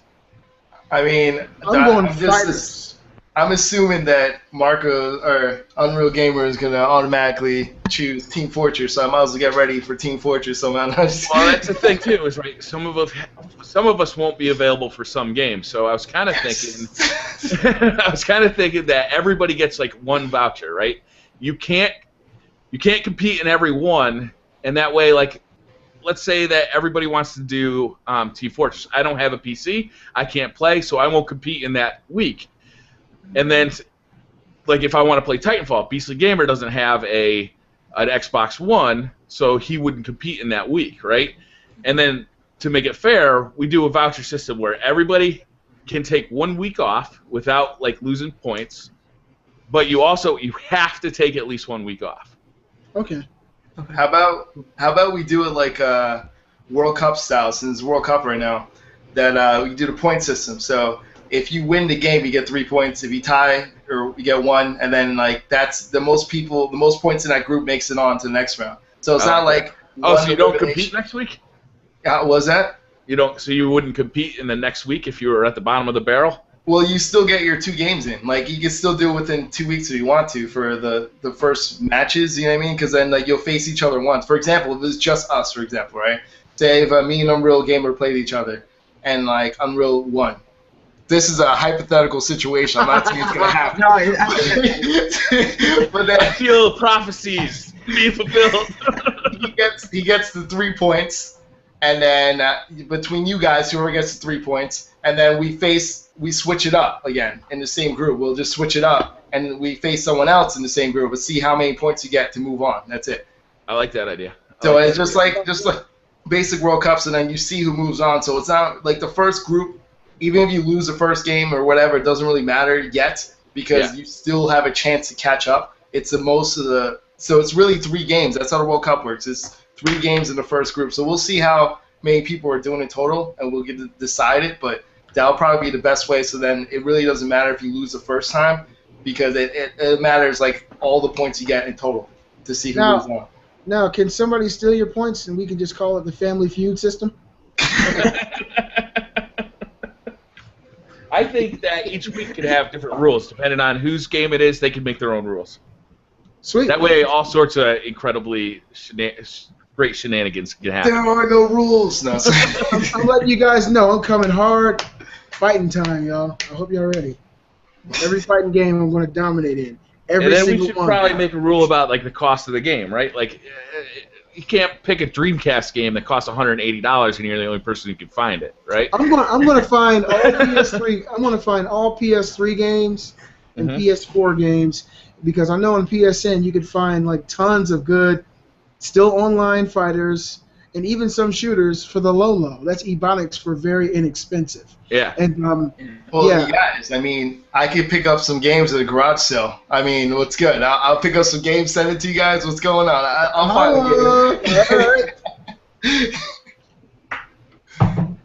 Yeah, that sounds like fun. I still don't know my game though. I'm not gonna lie. I was thinking about it the whole time. I'm like, think of a game that's like that'll be easy for everyone to play. That you don't have to download something on top of it. You know what I mean? Like I was thinking about. Like Ultra Street Fighter 4, but I'm like, no, that's gonna cost too much now because if you didn't get it for free back in the day for the PlayStation, then like it's gonna cost $40 for the game now. You know what I mean? But so you could do like one of the older Street Fighter 4s that'll be readily available at any GameStop for probably less than $20, right? They're pretty expensive now because you can use any Street Fighter and then do the upgrade. Yeah. So like every Street Fighter is now they jacked up the price so you could grab that Street Fighter 2, upgrade it to Ultra. I'm checking now. It's on purpose. So. Well, it'd be nice if we. Go ahead. I'm gonna pick something on PC because Steam sale is going on right now, and it'll probably cost about $5 maybe. Yeah. So I don't know yet, but I'll let you guys know in about a couple days. See what's good. Yeah. No, you're gonna be up at bat here because what I have here is all our names. And I'm going to put them in this hat, this beautiful hat. that I bought for Mother's Day this year. You know my name's gonna be first. Is this part of your second job, or how does that go? If I could, I would. Way to I go, know. Unreal. Good shit. So My luck, it's gonna be me, and I don't have a game to pick yet. Watch. all right, I'm gonna mix it up a little bit. Go ahead. I already know it's me. Very official. All right, let me pick it out. What the? How did this get in here again? All right, here we go. I'm now looking. Oh God. Can you guys read that? BC Gamer? That's no. Unreal. Oh, God. Unreal. Put 9 to 5 in there too. Unreal, not too nerdy. Oh, I put 9 to 5 in there too. You guys can click on that link and see that price for that Street Fighter 4. It's pretty damn cheap. How much is it? It is $5.94. Oh, that's Street Fighter 4, man. It's hard. I think I still have that for PlayStation 3. It's That's only gonna be rough. It's only $10. Yeah. Okay. So, what we'll do? Should I just go through the list of everybody and like order it? Do you guys wanna do the drawing next week? It doesn't another matter. week to think about it, Man, I'm down, baby. I was born in the streets. or do you want to take the drawing out of it and just pick somebody who's got a game ready? Yeah, that's just. Yeah, I want to wait. I don't want to pick a game that everybody's going to be like, oh, that game sucks. Because maybe tomorrow there might be a better game that's on Steam. No, that's fine. Like, even if it sucks, Yeah. it doesn't matter if it sucks. That'll be even funnier, I think, if it's like a horrible game. Like Goat Simulator. Dino D-Day. I don't know how you score it, but it's up to you to figure it out. I mean, I'm just saying, you guys better get your house building up. Come doing Minecraft. That's the first thing. Bring it on. No. Who can build the best house? Like, who can build the White House the quickest? And Don't you guys tell do me. every room in the White House too. That's The hard. White House? How do you do that? They don't even release plans for that place. But I'm All not right. even American. You're Stephen Harper's house. He said he ain't even American. Shit. Well, my game is pretty obvious, right? I'm gonna pick either Titanfall or Call of Duty Okay. Well, Call because of Duty everybody's it got is. it. It's Yeah. easy, everybody can play it. We've all got PlayStation 4 copies of it, right? I don't have Call of Duty. You don't have Call of Duty? I You don't have have Titanfall either. I have Titanfall 4 only for PC. Titanfall, I mean, I guess- listen, guys. Right now, I put this in the link, and everybody who's watching can take advantage of this. Right now, EA and Origin, you can get Titanfall, the entire game, not a demo, for 48 hours for free right now. If you sign up through Origin, I just did a video on it. It's on my page. I'll give all you guys a link at the end of the show. But if you don't have it, and it's something you guys like want to do over the next day or two on PC, I could always plug my PS4 controller into that, and we could give it a go. But yeah, you can get Titanfall for free through Origin right now for 48 hours. That's sick. I wish they were giving away on the PlayStation 4. Me and 9 to 5 were trying to play it yesterday, and there's hardly anybody playing. On the PlayStation 4? What do you mean? Well, I'm sorry, Xbox One. I was about to say shit. I know everyone That abandoned is it. some like mind-breaking news. Yeah, but it's free right now. I just did a real quick, almost micro machine like video to let people know that it was coming out and talking really fast and Yeah, shit. you should see. It's like a ghost town in the PC version of Titanfall. Like, Really? It's bad. Bad. That's probably why I'm giving it away. It's bad. Wow. What about you guys? I know it's kind of a little off subject. Are you guys still having a lot of fun with that? BriarRabbit and Unreal? Are you I guys had a still playing blast. it? Yeah, we were playing it yesterday. I had a blast. Okay, good. Unreal, what do you think? What about Titanfall? Yes. To be honest, I haven't even turned on my Xbox. The only way I turn on my Xbox is if I move my office chair and like the leg hits the Xbox on, and I'm just like, no, why are you turning on? You just turned my Xbox on. Yeah. I was going to play yesterday, but I had to do stupid university stuff. But I haven't really turned on my Xbox One. There's no reason to. Nothing really sparked me to turn it on. So Wait, Wow. Aaron Paul didn't turn on your console Yep. for you? Yeah, When he said did. Xbox One? He turned everybody's shit on. Me and 9 to 5, we're gonna try and play Battlefield 4 on the PlayStation 4. We kept trying to join game. It kept kicking us out. It was rebooting the entire game on the PlayStation 4. Finally, we just got sick of it. We're like, let's go play some Titanfall. And we ended up playing Titanfall, having a blast. Sounds good. Oh, hidden. All right, I think I got a game. There we go. All right, what's the game? It's called The Hidden. The Hidden. So it's fun. All right, how do we score it? Well, it's on Steam. It's a source mod, so it's pretty much free. And one guy's The Hidden, so he's like he's like barely visible. You can just see like a heat in the air, and you can jump really high. And you guys are like the SWAT team. You have to go around and find him and kill him, or he has to stab you. And look up. It's really fun. It's free. What's called? That's my favorite price. Hell yeah! You guys are like, it's fun. It's not more of a like competitive. It's more of like, it's a fun game. So how do we score it in a tournament? Called The Hidden. Well, who kills the guy first? Who gets stabbed first? Yeah, we can make it. We got this. Well, we can make our own private lobbies. First of all, we can all be in there. Oh, you can. Yeah, you can make your own private lobbies. It's just source mod, so it's kind of just. It's really. It's a Gears mod kind of thing. You kill each other and stuff like that? No, just one guy's The Hidden, and he's like half invisible. He can jump in this really high and hide, and he has to kill you with his knife, or he's got like two. Oh wait, I've seen this game before. Yeah, I know what you're talking about. You know what I'm talking about? Yeah. So, the point is though, how do you win that for The Hidden though? The person that's being the one that has to hide. Like, how do you win that though? You don't hide. You have to kill the. You have to. No. He's talking about competitively between all of us. So you just gotta take everyone out, and that counts as a win. That counts as a win. The SWAT is actually on teams. If the SWAT, and maybe we could draw a name out of a hat. Whoever's The Hidden. Oh yeah. Also, it's a multiplayer. Yeah, that's the thing. It's team based, so that's why I'm like. Yeah, it's hard. All the games that I have on Steam are all team based. I mean, unless you have on Steam, they're fine. They're team based. If it's like you go by whoever had the most kills, you could do that or something like that. That's why. So even if it's a team game, it's fine. You go by kills, the amount of kills, whoever had the most kills or had the most points. You know what I mean? Is this like Evolve or something? Is it like 4v1?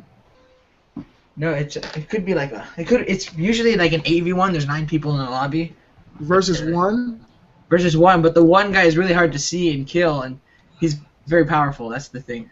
I can't find it. I'm sharing my screen. I can't find it. Just called The Hidden? Yeah, I Googled it, and it took me right to The Hidden. Yeah, it's just a mod for Half-Life. Half-Life 2. If you so I gotta have Half-Life 2 first? Well. Whoa, look at that. It's like Inception. I don't think so. Oh, yes, you will. Yes, you will. To play Source, you will need Half-Life 2 and Steam installed and working. Hey, man, I don't have Half-Life 2 on PC. Well, there's some people just you have to download a tool and then you'll get it, like on Steam. How much is Half-Life 2? That game's old. It can't be that much money. Depends what version of Half-Life 2. The mono one. I'm gonna go to and find out in Steam. I'm sorry, guys. I know we don't normally do this. Yeah, Half-Life 2 is only $5.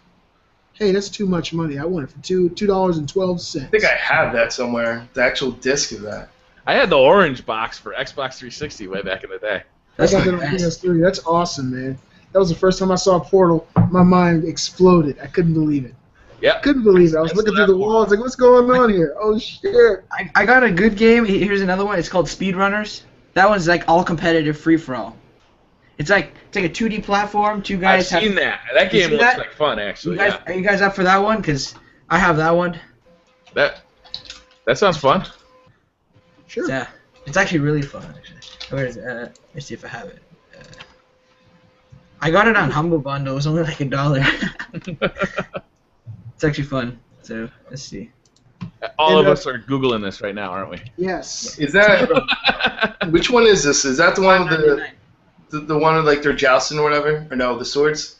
What's that one game where there's two sides and they're going towards each other and you do the sword and like you take one out and you have to keep going all the way to the end? Oh, that's got that crazy name. It's like Namaste or something. Like it's like a.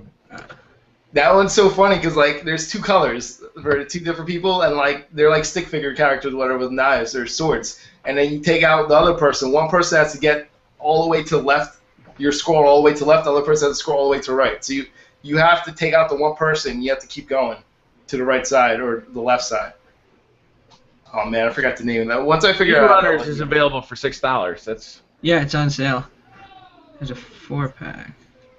$4. all right. I think maybe we should like think about this more. Yeah, all right. Well, Scared we'll to move be on, me. but let's keep this in mind. Hey, listen, Maybe we'll guys. talk about it in the post show. This All right. here, I'm posting this real quick just for you guys to see. Everything I just posted here is all free to play on the PS3.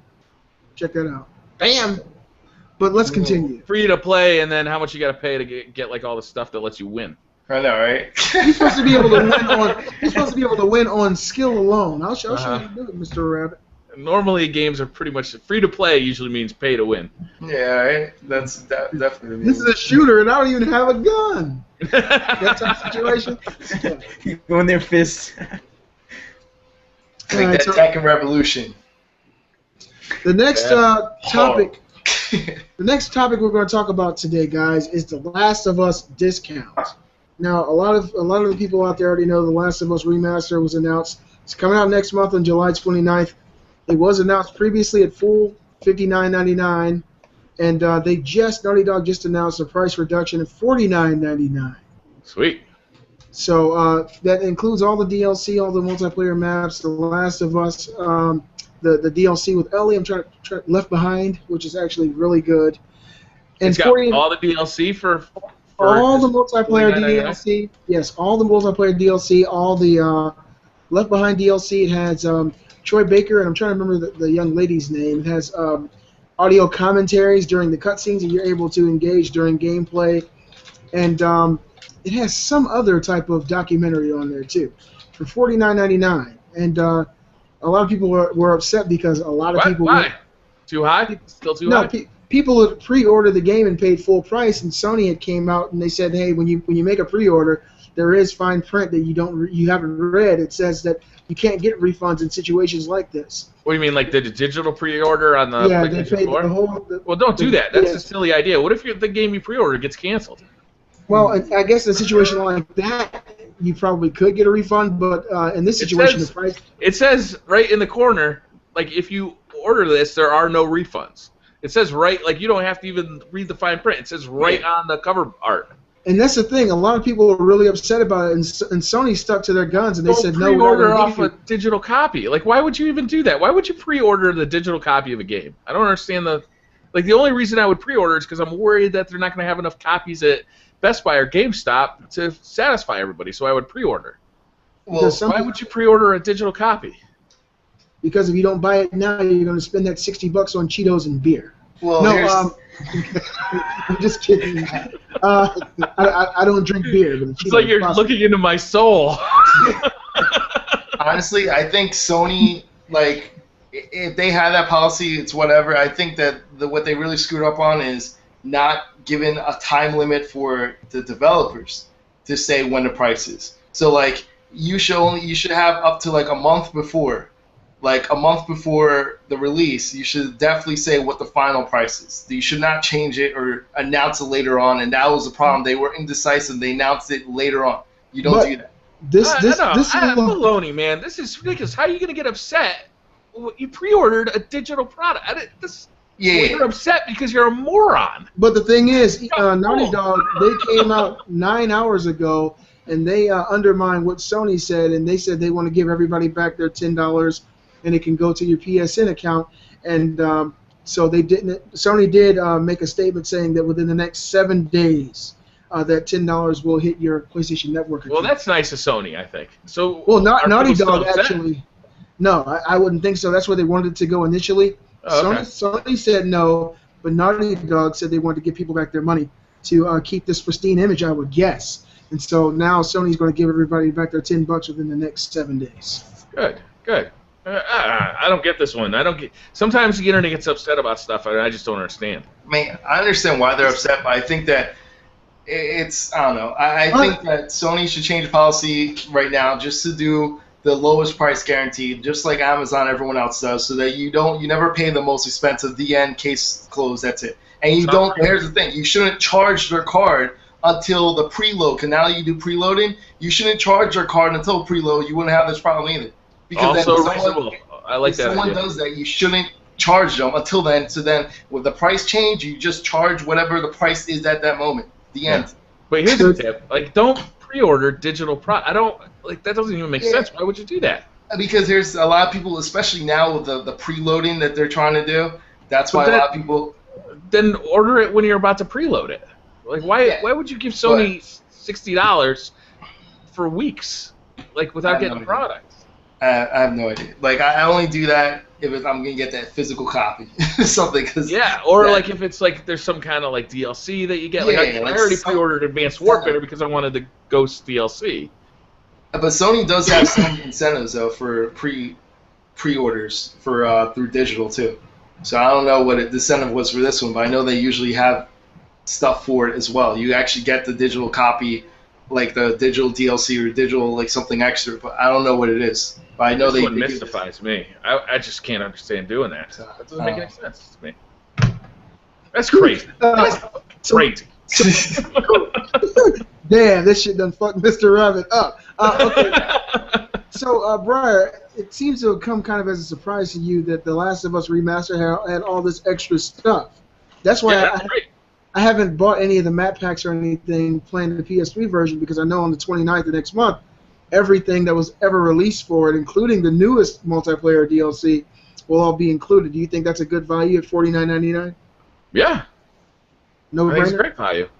Okay, I think it's a bad choice on your part, because you practice all this stuff for maps, and then they're going to show a whole bunch of different maps. You're going to get schooled again. See, I don't care, man. I do not care. Teach me. I'll get schooled. You know, I lose in that game quite a bit. I mean, I'm really good. I consider myself pretty good now. But there are games where I get completely owned, but I'm having so much fun even losing. The game is phenomenal, man. I love that damn game. We're going to skip the next topic, too, by the way, gentlemen. We're going to skip it? What's the next one?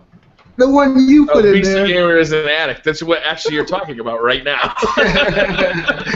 yeah, you guys are talking about the price drop. I went to my Best Buy and like looking online. Ours is still $70. Oh really? They didn't do a price drop. I know Canada still uses horse and buggies for like news, but like come on, like if they're gonna drop it there, might as well drop it here, right? Because Evolve is $60. Why can't Last of Us be 60? Well, they're trying to stay consistent here, Unreal Gamer, so more than likely they'll release it to you guys for $85 with one multiplayer map. Go Canada.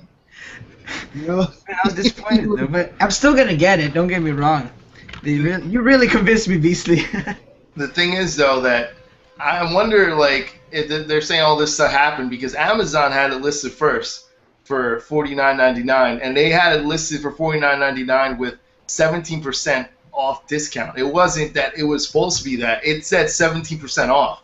And then after they listed that, other people jumped on board, and then all of a sudden I went back to Amazon, and it went from 17% off to, like, that's the actual price now. So to me, I'm questioning, like, if they really originally planned to do it, or they saw that Amazon was selling it cheaper first and they switched it. Because Amazon had that for 17% off. That's what I saw. So I don't know.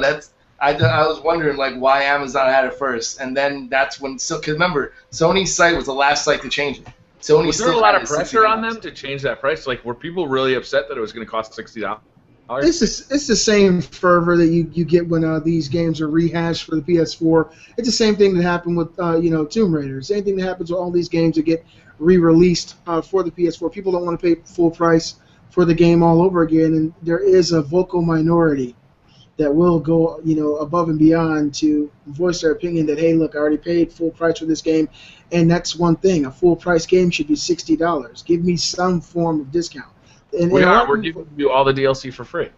Well, that's the thing. Upgrading the graphics. You can't reason with unreasonable people, and some people are unreasonable. To me, that alone, all the stuff that you get basically everything that was ever released for the game for $60. I thought that was a steal, but the fact that they're making it even easier, to pay for it by giving you $10 off. I don't know. money has different value to different people too. You know, sometimes some people $60 is like, you know, not a big deal. Other people have to save for 3 weeks to buy a $60 game. See, So, I mean, for Tomb Raider though, I felt like literally we're paying extra $60 again for Lara Croft's like Botox, because like that's what it was. Her face was completely changed. That's all I saw. That's only different. I mean, it looked great, but at the same time, like that one, the multiplayer sucked for that game. So it really wasn't like you're paying to play multiplayer. You're just paying to play the same game over again. So at least The Last of Us has a multiplayer that a lot of people play, a community that plays that. So you're playing to play that again on the PlayStation 4. So now you have like a better service, I think, for the internet's a lot better. Like the party chat, all that stuff works better on PS4, in my opinion, than PS3. And I think that's what you're paying for, that experience, to do that online. Heck, I'm not paying to play the story. I'm sorry, I'm paying to play multiplayer. And everybody has a mic. This is going to be fucking awesome. Nobody has mics on PS4. I mean, they got mics, but they're just bad mics. Okay? They don't use them though. Like nobody uses mics on the PlayStation 4. It's like I can't believe it. It came with a mic. It's so easy. You can hook up an iPhone headset to the controller, and nobody uses mics on the PlayStation 4. My mic broke already. The one that they gave me. Mine is down underneath the TV somewhere, but I forgot that people don't talk on the PS4. I haven't turned on my PS4 since I've been playing The Last of Us on PS3. Do people talk on the PS3? Nobody talks on the PS3 because, I mean... Oh, shit. Yes, they do. Yeah, really? On The Last of Us, in every game you're in, people are talking. You have to be able to communicate in the game. Awesome. I mean, you have to be able to communicate. And, I mean, I've never in my life played a game... I know this probably doesn't even make that much of a difference, but I've never played a game online that had so many females playing it. The girls love to play this game. I can't believe it. Every game you go into, you got 2 or 3 girls talking shit and owning people. And it's not like... You know, Call of Duty, you got 1 out of every 20 games you got a chick in. And she's getting harassed. Yeah, and she's getting, what's up, baby? Come over here and sit down. Girls, or they're just their voice didn't change yet? No, I'm just saying, maybe their voice didn't change yet. No, they're not 8-year-old boys, okay? These are ladies. And the fact is, they love playing this game. I actually was talking to, I was in a group last night with 3 girls just in one party with me. And I was asking them what was the draw to this game over games like Call of Duty, and they basically said the same thing I said. There's so much more to it, and the girls are always playing it. So I'm really excited to see what happens on the PS4. I'm pretty sure The Last of Us also combines people who have mics, though. They try to match people with mics. Oh, really? Oh, no. Lots of times you're in groups where people, they don't have their mics even on. But see, I'm so vocal. You guys know how I am. I'll talk, hey, quit being a fucking idiot and help your teammate out, okay? And I'll get into it, and then they'll turn their mic on, hey, fuck you, dude. Like, oh, help your buddy out. You're supposed to be... And then they plug their stuff up and turn it on. But lots of times people won't have them on until they actually, get into a conversation. Or they click mute. As soon as you talk, they're like... Yeah, mute the whole party. I used to be like that, Beastly, in Call of Duty. I used to play a lot more domination than I do now, and I used to be really talking to my teammates because I figured that was the only way I was really going to get these guys to work together. Like if you formed a community out of the team that you're going to play with for the next, maybe it'll be 10 minutes, maybe it'll be an hour, and you get people talking, you can actually have a good time with people you've never met. And sometimes it worked, sometimes it didn't. But a lot of times, what frustrated me was you get people in there that were just jerks. They weren't interested in playing the game. They were interested in, pissing people off. The trolls, right?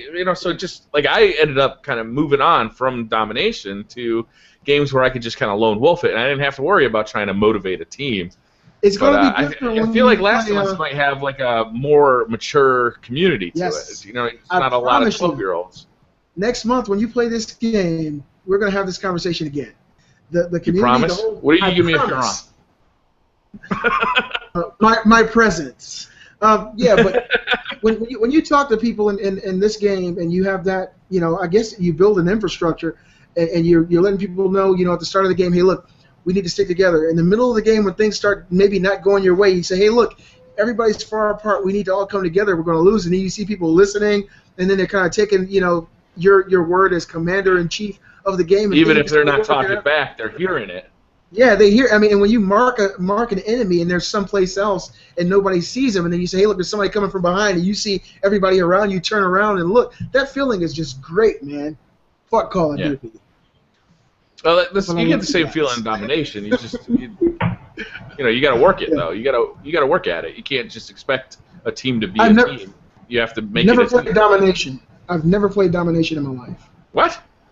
Other than in the bedroom, but I've never played in Call of Duty. Beastly Gamer be dominating. Yeah, but yeah, that's how I feel about that game. It's awesome, and the communication is great. I can't wait for you, Unreal. I know you want to play it, man. We're all gonna. I promise you, man. When that comes out on PS4, everybody here is gonna be playing nothing but that online. You mark my words. Especially BriarRabbit, you never played it. You're not gonna play nothing but that game, guaranteed. For summer, and then until September comes, I'm playing Destiny. Yeah, when Destiny comes, look, I felt so stupid watching you guys play Destiny, all the videos and stuff. I was like, oh god, this game was so fun. I'll be playing it too. I'm just saying though, once Destiny comes, like that's gonna get dust on that disc. I'm like, sorry, you're gone. Like, I don't know, man. You might feel different. I feel like right now. I played the multiplayer. I like the multiplayer for that. It's a lot of planning stuff. But there's so many traps you can set up for people to pick up, so they can try to pick up things and you shoot them. Yo, I set up traps all the time, dude. That's the number one best thing.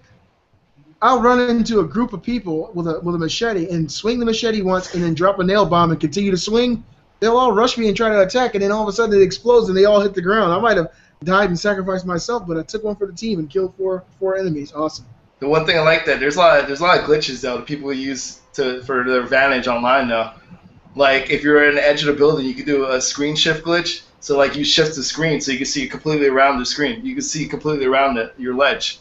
Really? That's why for third-person shooters, man, you gotta watch out because they don't align the screen right. You can move the camera and like you're on the edge of what happened?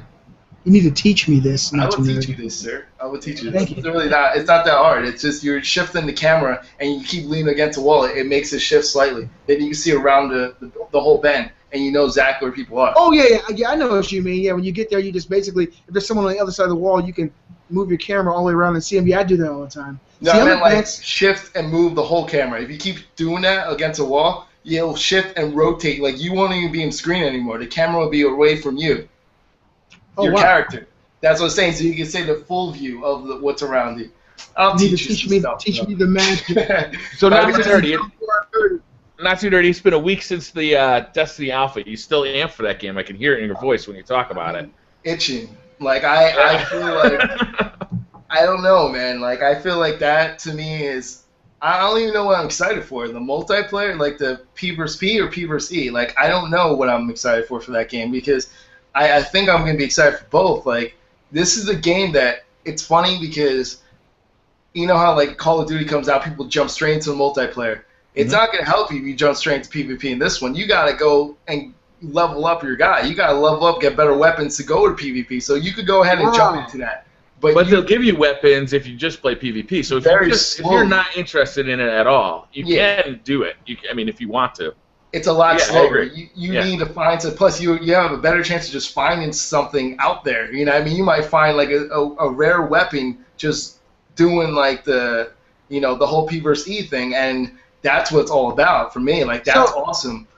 Is it similar to like Borderlands? I mean, do they have that type of that infrastructure as far as weapons and stuff? I keep talking about like if you ever played a game called Defiance. Which, by the way, the TV show's back, and the first episode was awesome. But anyway, just throw it out there. But yeah, like that game, it's like exactly the same game. The weapons, everything is there. It's just this one actually looks good. The other one didn't run too well, and that one was like MMO style.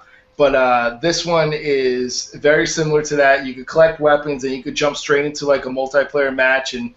That's closed off though. That actually it brings you into like an actual map level, and it's pretty cool. But the difference between that is that you level up your character, you level up the weapons in the real world, and you can bring it to the multiplayer. All your weapons and everything right there, and you can switch things on the fly. So that to me, that's what separates it. You know, it's not like they separate the multiplayer and the story campaign. They put it together.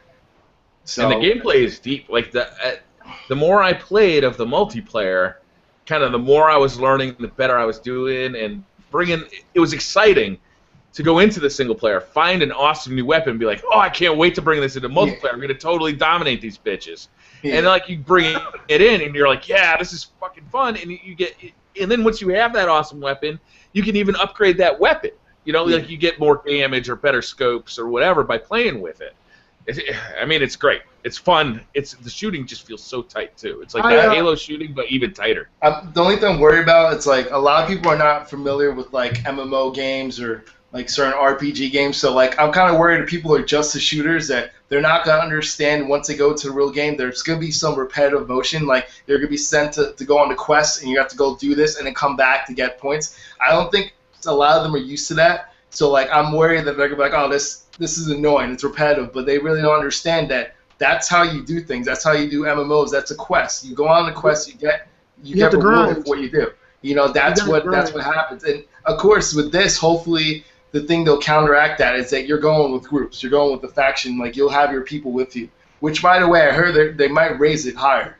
By the way, they're talking about. I saw Angry Joe like interviewed a guy, and he said like they're trying to do it higher. They also have raids, which is another thing that I don't know if you're familiar with raids. Like they have, that's one. It's like an MMO. It's like massive amount of people attacking like a large monster or a large creature. They're gonna have raids. They also have like kind of random instances.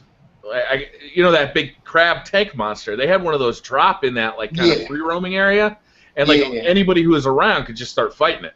Yeah. So that's I think that's gonna be their style of raids. But if you ever played Defiance, they had like something called what was it, Hellbugs, and like there'll be giant Hellbugs, and like they literally have like hundreds and hundreds of people fighting them at the same time, which is pretty cool. So that's hopefully they do something similar to that. But yeah, you know, the game's got so much to offer. If you don't like one aspect of it, just don't play that part.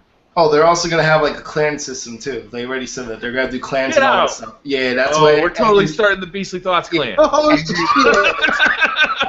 Angry Joe asked them that, and that's the first thing they said. They're gonna have like a clan. So I forgot what they call it specifically, but that's their clan system and everything. So. And not only do you have clans, you have a clan within the clan. You can separate them. Like these are the snipers, these are the elites, and you can separate your clans into subgroups, like subdivisions too. Awesome. So we could have like Yankee fans over here, Red Sox fans like separated over here. That's like the perfect world I've always dreamed of. So I thought that's pretty cool. Yeah, that sounds awesome. Totally want to start the Beastly Thoughts clan, man. That's gonna be great. Sounds good to me, man. Yeah, I watched the video that. Continue, sir. Continue. No, you have to. Go ahead. Briar, I saw the video you did about this game and basically asking, was it the Call of Duty killer?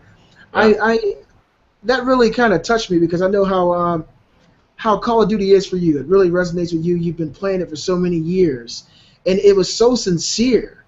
And I was watching everybody's videos of Destiny and how much everybody's really enjoying this game. Now, if you had to, just based on the alpha that you played and your initial thoughts of Titanfall, because a lot of people thought that Titanfall was a Call of Duty killer initially, before the game was really, it came out and was heavily experienced. Do you feel kind of the same way about Destiny that you did when Titanfall first arrived on the scene, or is this something totally different for you? Do you feel like this is a different experience overall, and this really does have, you know, the kind of tale that could, you know, give this, you know, a fighting chance to be the Call of Duty killer versus something like Titanfall that everybody thought was going to be? The most excited I've ever been for a game that hadn't been released yet was for Halo 2, because I had so much fun playing Halo, and it took years for Halo 2 to come out, and they kept talking about it, and they were talking about like the online multiplayer, which, you know, there's just so much to it, right? And I was so excited.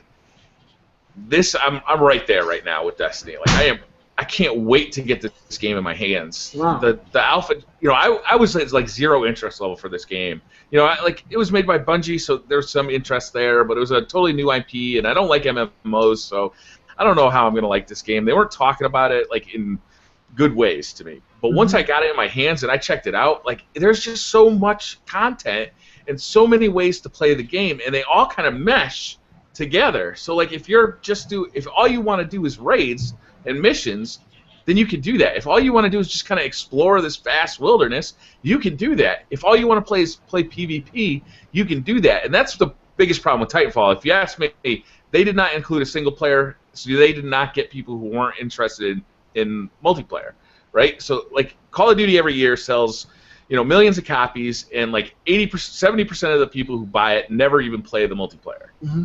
Titanfall got those 30%, right? The 30% left over. No single player means that people who aren't interested in multiplayer aren't going to buy the game, so they'll never get sucked into it, right? They'll never say, "Oh, I'm having a really good time with this single player. Maybe I'll just check out the multiplayer just to see how it feels."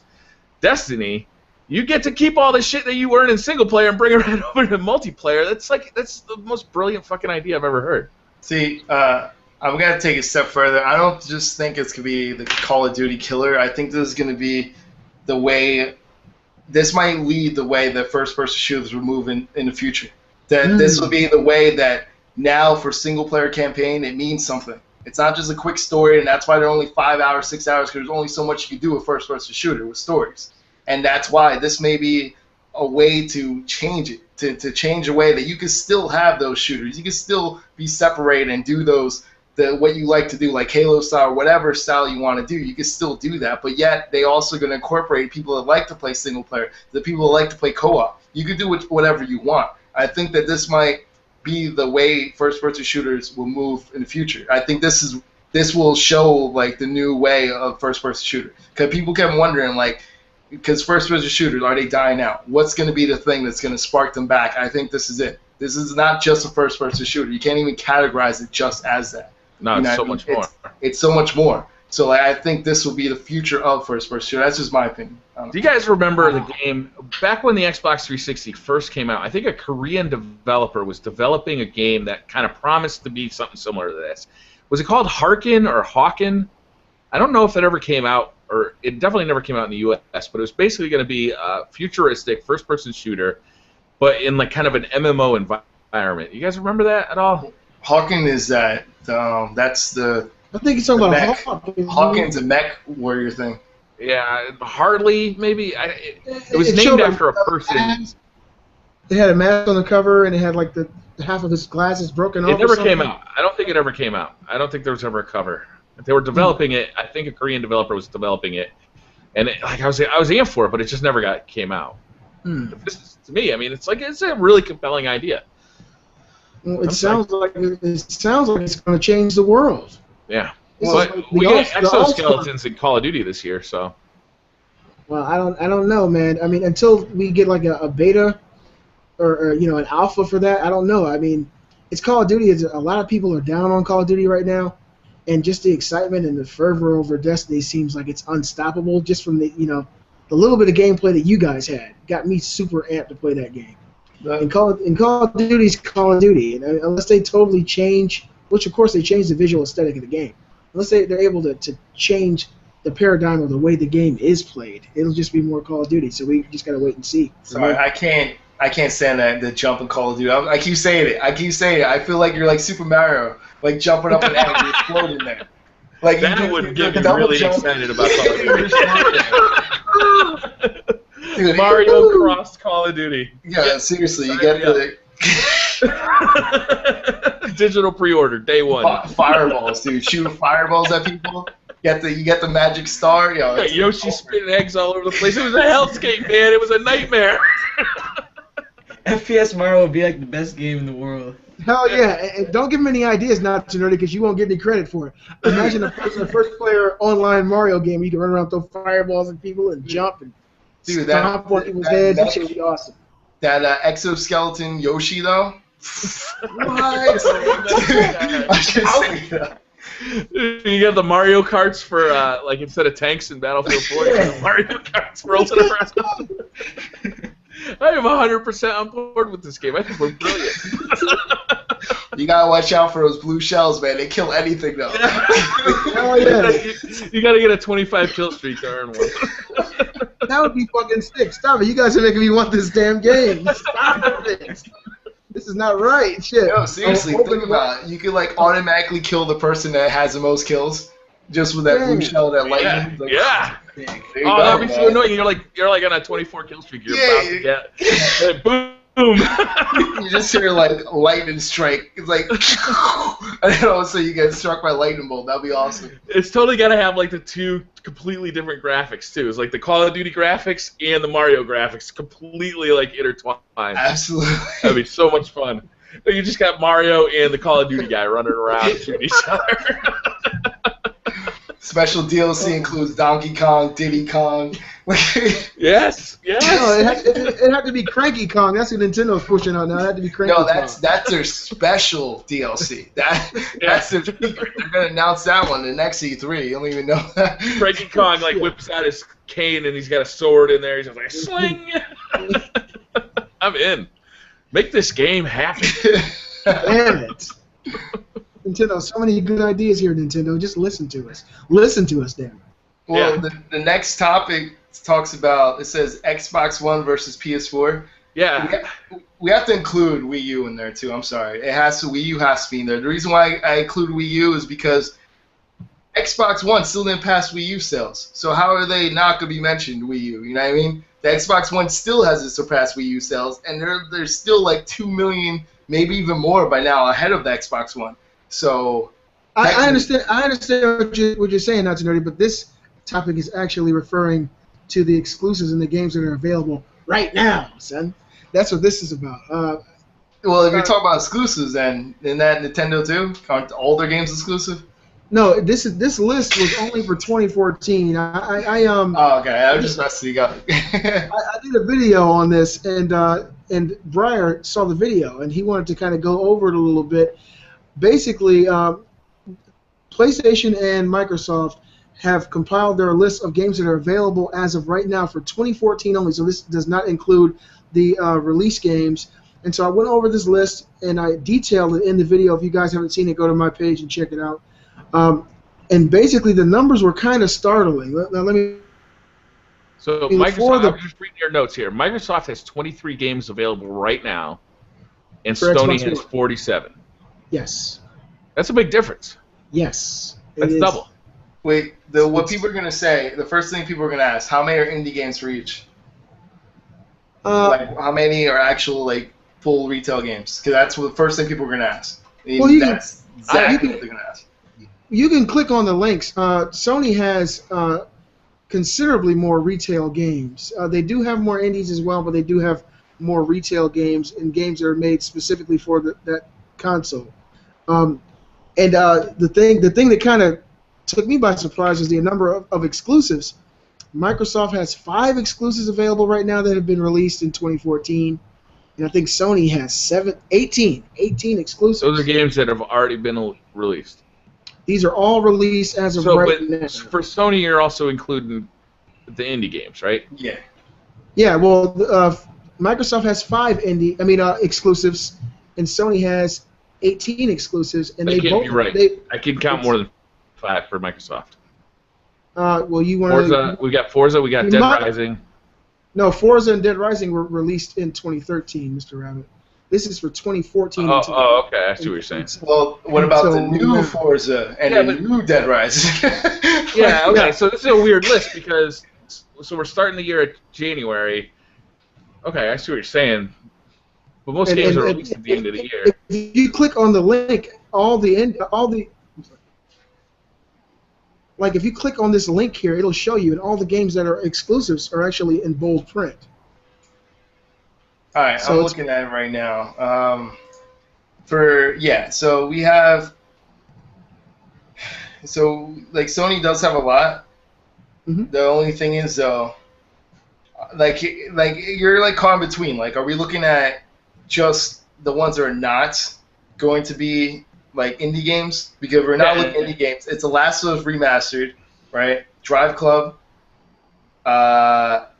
Don't Starve isn't an exclusive. That's available for PC as well. Yeah, that's what I'm saying. Like, so no, that's why I'm looking at only like. But then again, if you're gonna say that, Timefall too. Like, you can't. Yeah. Timefall is also. I mean, that's not one on their list, but that would have counted too for them.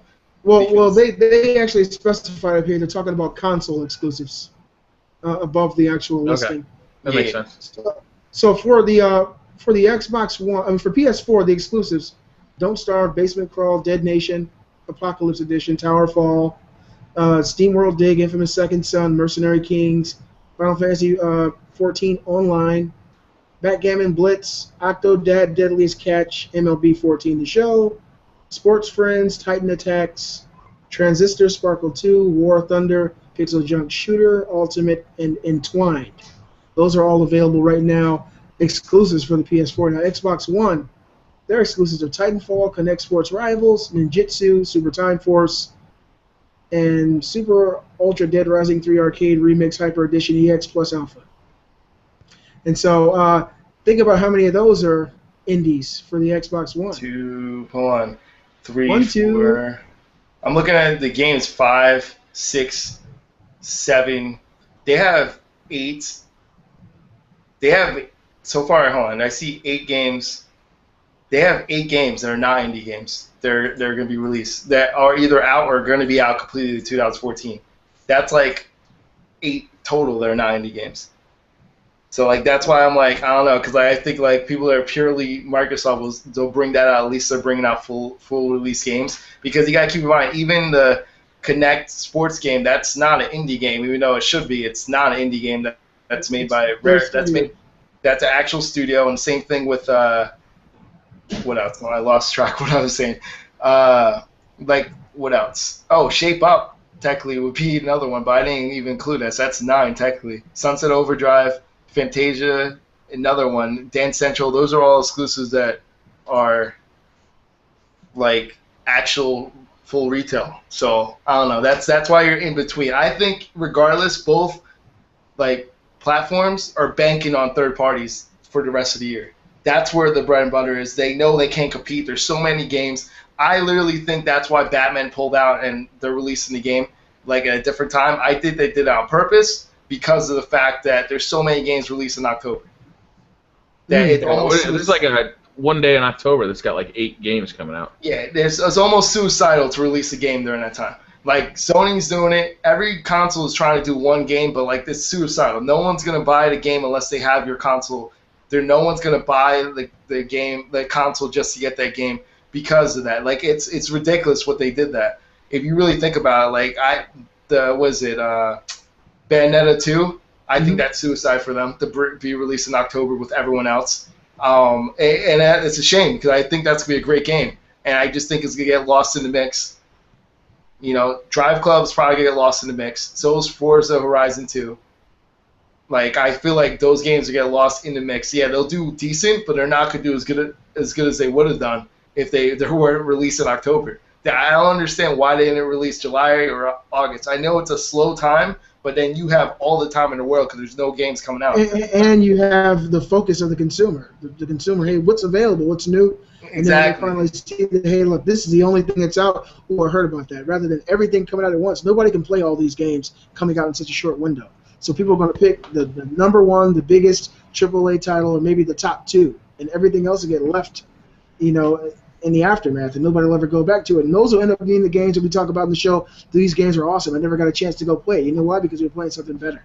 I just think I agree with you 100%. Because we're playing Destiny. I don't understand. What happened? What are you saying, bro? I was going to say, why are they going to put it out at the end of the year if pretty much school, like summer holidays, is in like July and August? Why don't they start shooting them out? I understand Christmas, yeah, but like that many games? How many games can kids get for Christmas? Like 3, 4? A lot of kids are away at camp. Summer sales aren't as good as you would expect. You'd think that since kids have so much time to play, but it's actually a really slow time for video game sales because most kids are at camp. They actually have less time. My kids go to camp for longer hours than they go to school, and when they come home, they're fucking exhausted. So I think it's seasonal. Like they really actually play less games, even though you'd think they have more time. I think it's seasonal too. More people stay home during that time, and during summertime and all that stuff in the U.S. especially, people leave. People leave, and during that time, vacation, all the other stuff, and like the seasonal stuff. A lot, the weather, you're gonna be stuck at home more often, so that's why they release it at that time. You're gonna be in the pool, not in your living room. Yeah, you know what I mean. So that's just sucks. Like school starts, and then like all these awesome games come out, and you're like, where's the time to play them? Yeah. Until you get to holiday season. Do you Smash Brothers. Do you guys think that this 47 games available now and the 23 available now for these 2 major consoles is actually a deciding factor for people? Because a lot of people are like, it's about the games. right now there aren't any real games that are out on either system that I feel are absolute must-haves. Of course, you got some graphically intense games that can show off the hardware, but I don't think that there is a definitive experience out right now for the PS4, the Xbox One, that people feel like they have to have. It's just something that if you didn't have the system, you'd have to buy it for. Do you think if people look and they see that there are 47 games for the PS4, including some pretty good AAA titles, versus Xbox One's 23, that would be a deciding factor, or do you think people will hold out for bigger titles? I think they're just going to depend if they want the AAA title. I think that right now Sony is banking on the AAA, and that's why if you saw everything, the whole conference was about if you get this here, you're going to get this first. Like they pull a Microsoft for a reason because they know that this more than ever, this October, it's going to be ridiculous with AAA titles, big ones, that like not just October, starting for September with Destiny, they're making sure that if people do buy this stuff, especially for holiday stuff like that, they're going to get it on PlayStation 4 because they're going to have the best version for it. That's what they're banking on. Is it smart? We'll see. You know what I mean? But I personally don't think it's smart to release any exclusives right now. They already got 2, Drive Club, and then after Drive Club is Little Big Planet 3. That's enough, because if you put any other big name during that time, it's going to get lost in the mix. And that's the truth, because you're going to have bigger games. Like, it doesn't matter how big a game is. Like, I mean, I'm not saying Uncharted wouldn't sell more than Batman, Arkham Knight, but I'm saying Arkham Knight is a big name. That's why they delayed. I was shocked they delayed. You see a company like that delay a game, they pulled out for a reason too. And I think because they know that they don't want to lose sales during that time. So I agree with both of you guys. You know, I think it's hard to explain why the PlayStation 4 is better. But once you have it in your hands and you see all the indie games, there's just more to play on the PlayStation 4 right now. You know, I'm playing Entwined and I'm loving Entwined. I've played a bunch of the indie games, even Resogun and stuff like that. I've had a good time with Warframe. I know that you've been playing a lot of Not Too Nerdy. Like, there's just more of that kind of stuff on the PlayStation 4 right now. And there's going to be more.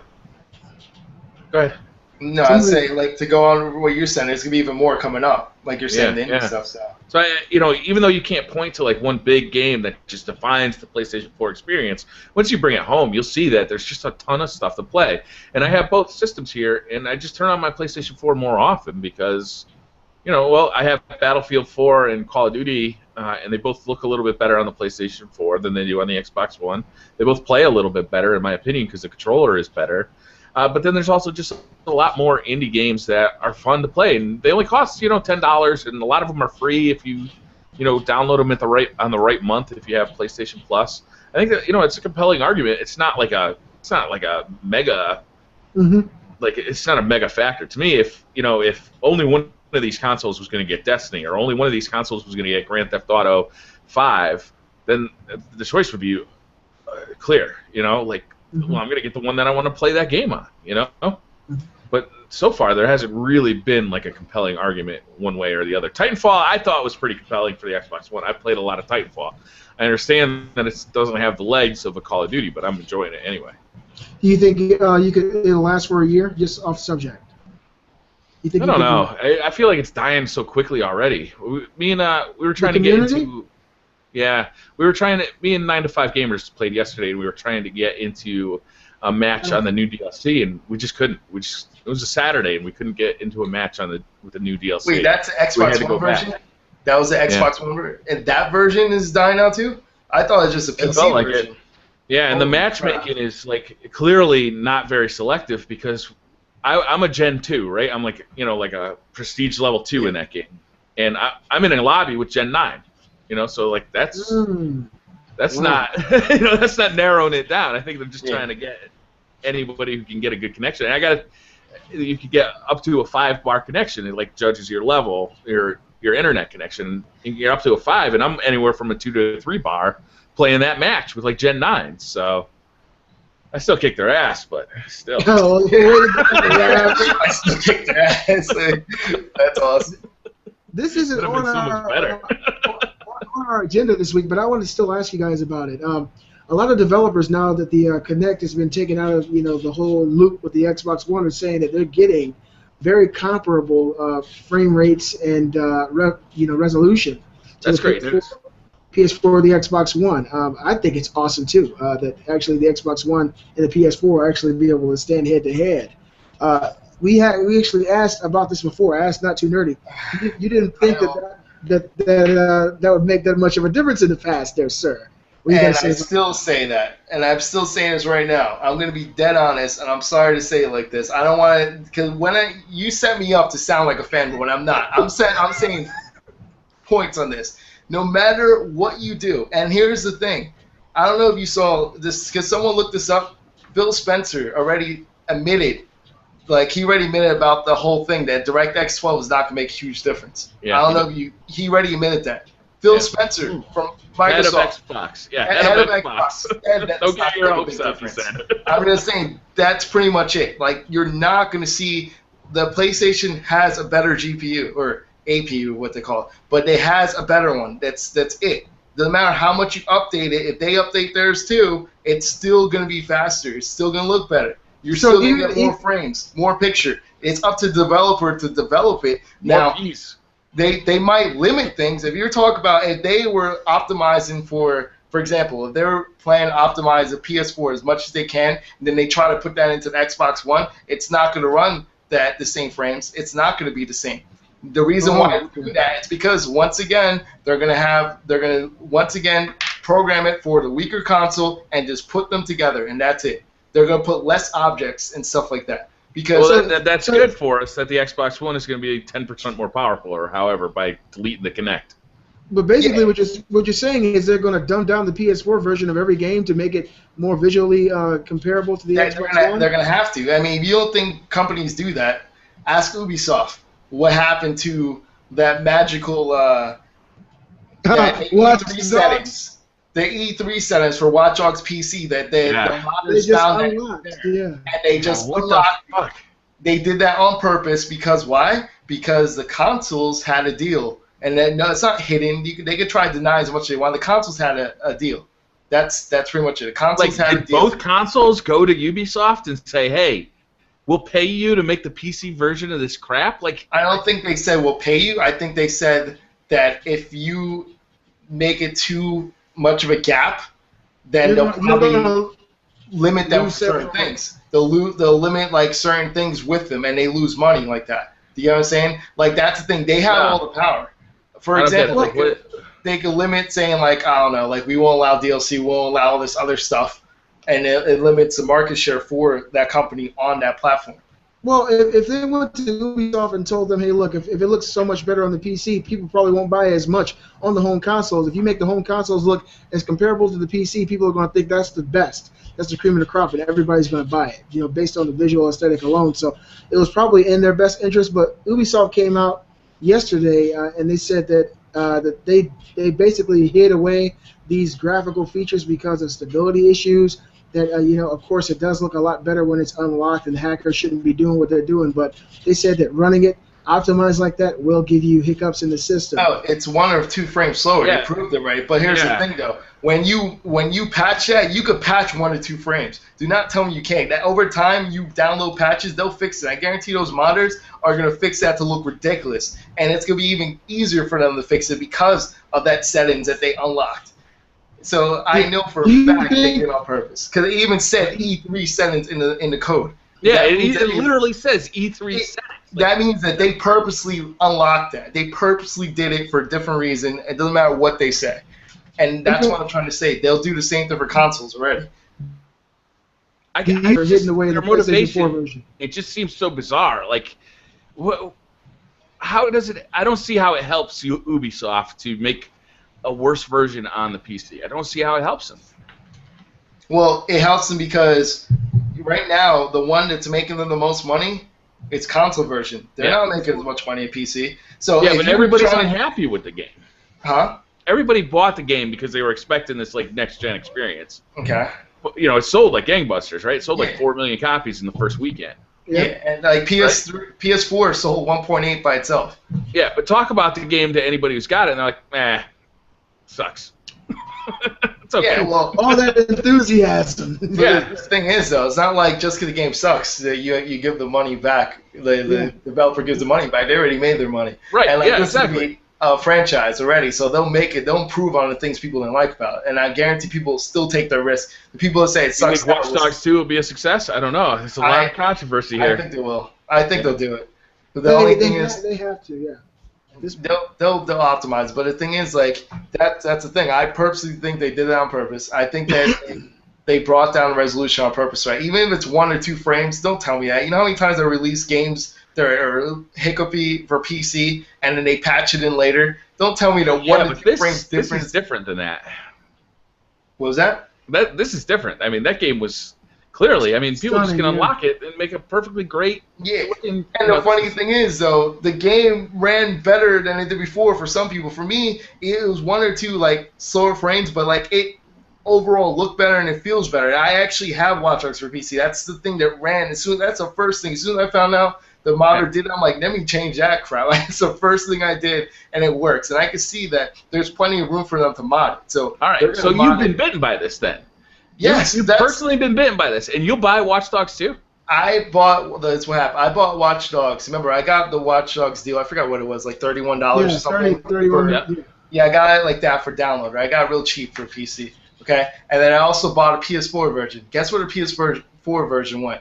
Never opened it. I sold it to my cousin. Never opened it because of how the bad experience I had day one. Remember the Uplay thing that I was flipping out on? Yeah, I remember your video, The whole thing was a bad experience. I didn't even open the PlayStation 4 version. I said, this sucks. I'm not even going to play this. Like, and I sold that off. I'm in perfect agreement with you. The only thing I don't agree about is that people will buy Watch Dogs 2. They will. Like, if Alien Colonial Marines 2 came out, I don't think anybody would buy it because they're so... Watch Dogs isn't that bad, Dave. You can't say Watch Dogs is even in the same category. No, I agree with you there, but Ubisoft's policy toward gamers, I think, is that bad. Oh yeah, they clearly pulled a fast one here. Yeah. I mean, I don't know what their motivation is, but they definitely did some super shady business here. They tantalized us with those E3 graphics, and then they took them away. Yeah. But they're still there. Like you can still get false to them. advertising. False advertising. Let me ask you a question. As a gamer, I'm pissed. I didn't even buy the game, and I'm pissed. And I would not buy Watch Dogs 2 just because I'm pissed about what they did here. Like, I see what Ubisoft did here, and I'm pissed. And, like, do I want to give my money to a company that treats me like garbage? No, I don't. You bought an Xbox One. You bought an Xbox One. Uh-huh. That's true. And I really do hate Windows 8, and it looks a lot like Windows 8. But I'm just saying, though, EA, anyone? They do this all the time, and people say I'm not buying their stuff, and the next thing happens, they buy it. That's a fact. Yeah. Hardline, I will definitely not be buying. I'll guarantee that. That's a bullshit game. But everybody here is going to buy Mass Effect, though. Everybody here is going to get the new Mass Effect, for sure. I think they got to prove it to me. I mean, if they keep releasing games that just are fucking broken online, which they do time and time again, I'm going to stop buying their games. And I'm not buying Battlefield Hardline because they need to fix Battlefield 4, make it playable. I tried to play it this weekend with 9 to 5 Gamers, and the shit crashed on my PlayStation 4. It's a console version of the game. It should not be crashing to the dashboard. It should not. I'll tell you right now, I'm going to not buy EA products, but when Battlefront comes out, I'm buying it day one. I'm just saying. They already got me on that. I'm pissed off at you, EA, but I'm still going to buy it. Who's developing that? It's not DICE. Let me ask you guys a question. With this Watch Dogs debacle, right? If the PC hackers, the modders, didn't find this, everything would be smooth sailing. It would have never even come up. It was gonna find it. It was writing the code. Like it literally said E3 graphics or something. It said E3 2012. Here's my question: do you guys think that it's possible that something similar is hidden in the PS4 version? Says what? No, because I think that the whole thing was they always show the PC version. That's all they showed. And then they slipped in the PlayStation 4 version and the Xbox One. They did a bait and switch, like everyone said. They kept showing the PC version, and then they switched it around. So the PS4 and Xbox One version were always graphically crap compared to the PC optimized anyway. That was their version, and that's what they're trying to hide. That's why they downgraded the PC version. Mm-hmm. But I just don't understand their motivation there. Like it just seems stupid. I mean, I could see it now. You got representatives with Sony and Microsoft telling them, hey, look, these new consoles are next generation. These are supposed to be the newest of the new. So people see Watch Dogs on the PC, and it looks twice as good as it does on the PS4, it's going to make our new technology, our new hardware look like shit, and we can't have that. And if people do that, if you show them that, they won't buy the game on our console, and you're going to lose money. So can you make the PC version look more comparable to the PS4, to the Xbox One version, so that everybody can be happy across the board? But they forgot to say, have your developers delete those hidden files, and definitely don't name it E3. I mean, do not open. every developer at some point or another does this. First of all, going back to Watch Dogs, though, I hope you guys know that there's an article that said it was like about 100,000 game, like a little over 100,000 Watch Dogs games were pirated on PC. 100,000. So like that just shows like they're always getting pirated. So like that's another reason why consoles for them is gonna make more money than the actual PC version. Plus people keep getting discounts and key codes and all that other stuff. And Windows 8. Don't forget about Windows 8. But Destiny, the Destiny developers said exactly something that people didn't like either, which relates to this. They said that they're going to make sure that it runs great on all platforms, which they're talking about PS3, PS4, Xbox 360, Xbox One. When they were asking why is it not 60 frames per second, that's what they were asking. Yeah. That's what they said. And they said all platforms, and that's one of the common answers a lot of developers do. They try to make it like the same the experience the same on all platforms. That's actually what he was quoted saying. To have the same experience on all platforms. So when they say it that way, you know why. Like that's what they try to do. Did you notice that the frame rate was 30 frames per second when you were playing the alpha? I don't think it's locked 30. I think it's like up and down. Yeah, because it felt fast enough to me that I never felt like the frame rate was slowing me down. I don't think it's locked. I think that's a good sign. I don't think it's locked. So I think it's like Infamous Second Son, where it wasn't locked at 30 frames, that it goes up and down, and then like later on they put a patch that you could lock it at 30 if you wanted to, or you could keep it like that. Yeah. So, but I wonder what it'll look like on the 360 and the PS3. It'll look the same experience. That's what he said. It'll look like the same exact experience. I mean, it can't be. I've never seen a game look like that on the PS3 though. I mean, is it just going to be textures, or are they going to have pop-in in the environment? Or I just wonder what it'll look like. You know, in Titanfall, it was the same game on the 360. It just ran choppier and the graphics weren't as good, but it was the same game. So I mean, that's cool to me that they're bringing it out for the PS3 and the 360 because all those gamers get a chance to play it.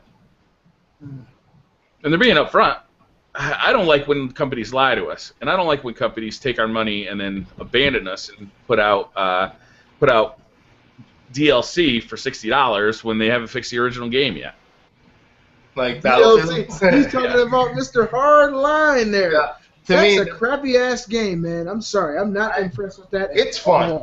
It's fun, but I feel like they tested Battlefield 4 for that game. Like, and it's like it looks more like Battlefield 3. That's what it looks like. The graphics looks like Battlefield 3 with the different mechanics and stuff, like different game missions, that it's cops and robbers type thing. Like, to me, that's just funny that it looks like Battlefield 3 graphics, and that one actually runs better than Battlefield 4 still doesn't run.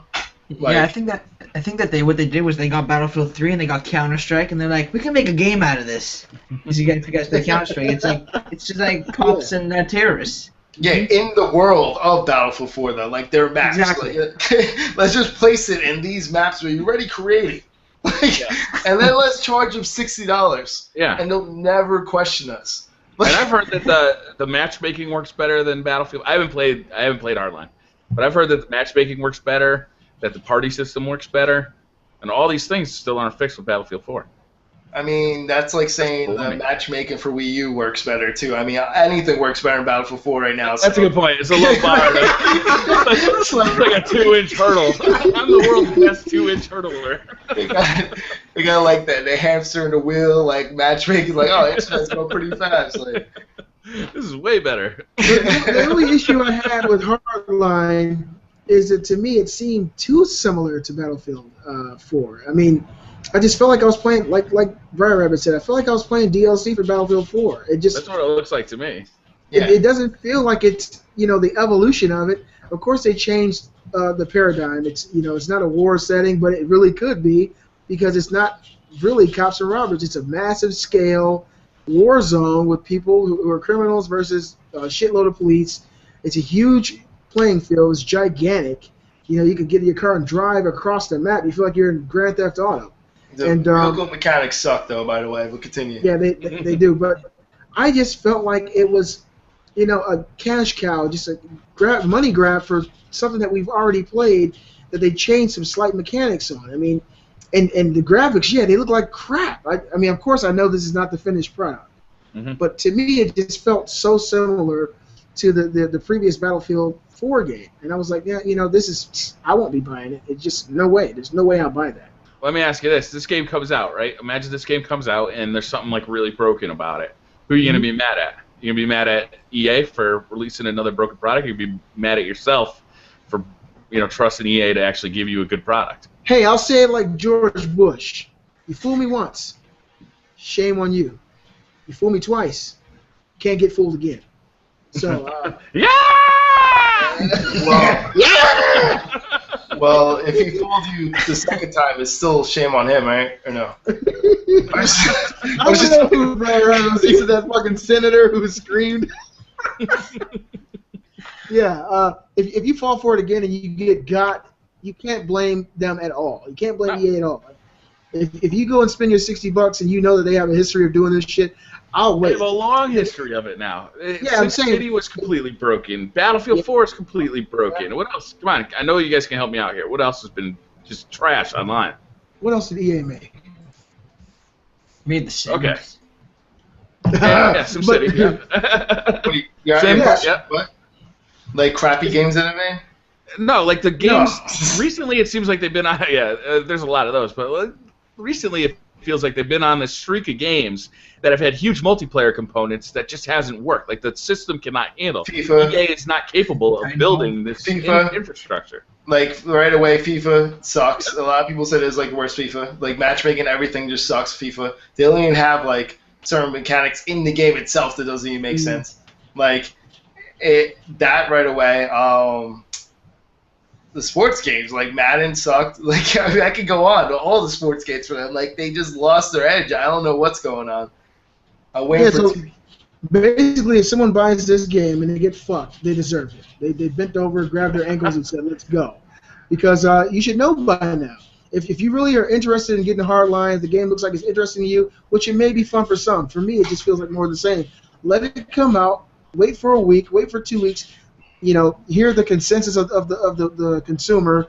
If the online works, the game is smooth, then make your purchase. But if you just fill EA's pockets with your hard-earned money and get another steamy bag of dog shit on your front porch, then it's all on you. I gotta agree with you there. I mean, at some point, as consumers, we have to take these companies. We have to give them accountability. We have to take you have to hold them accountable. Yeah.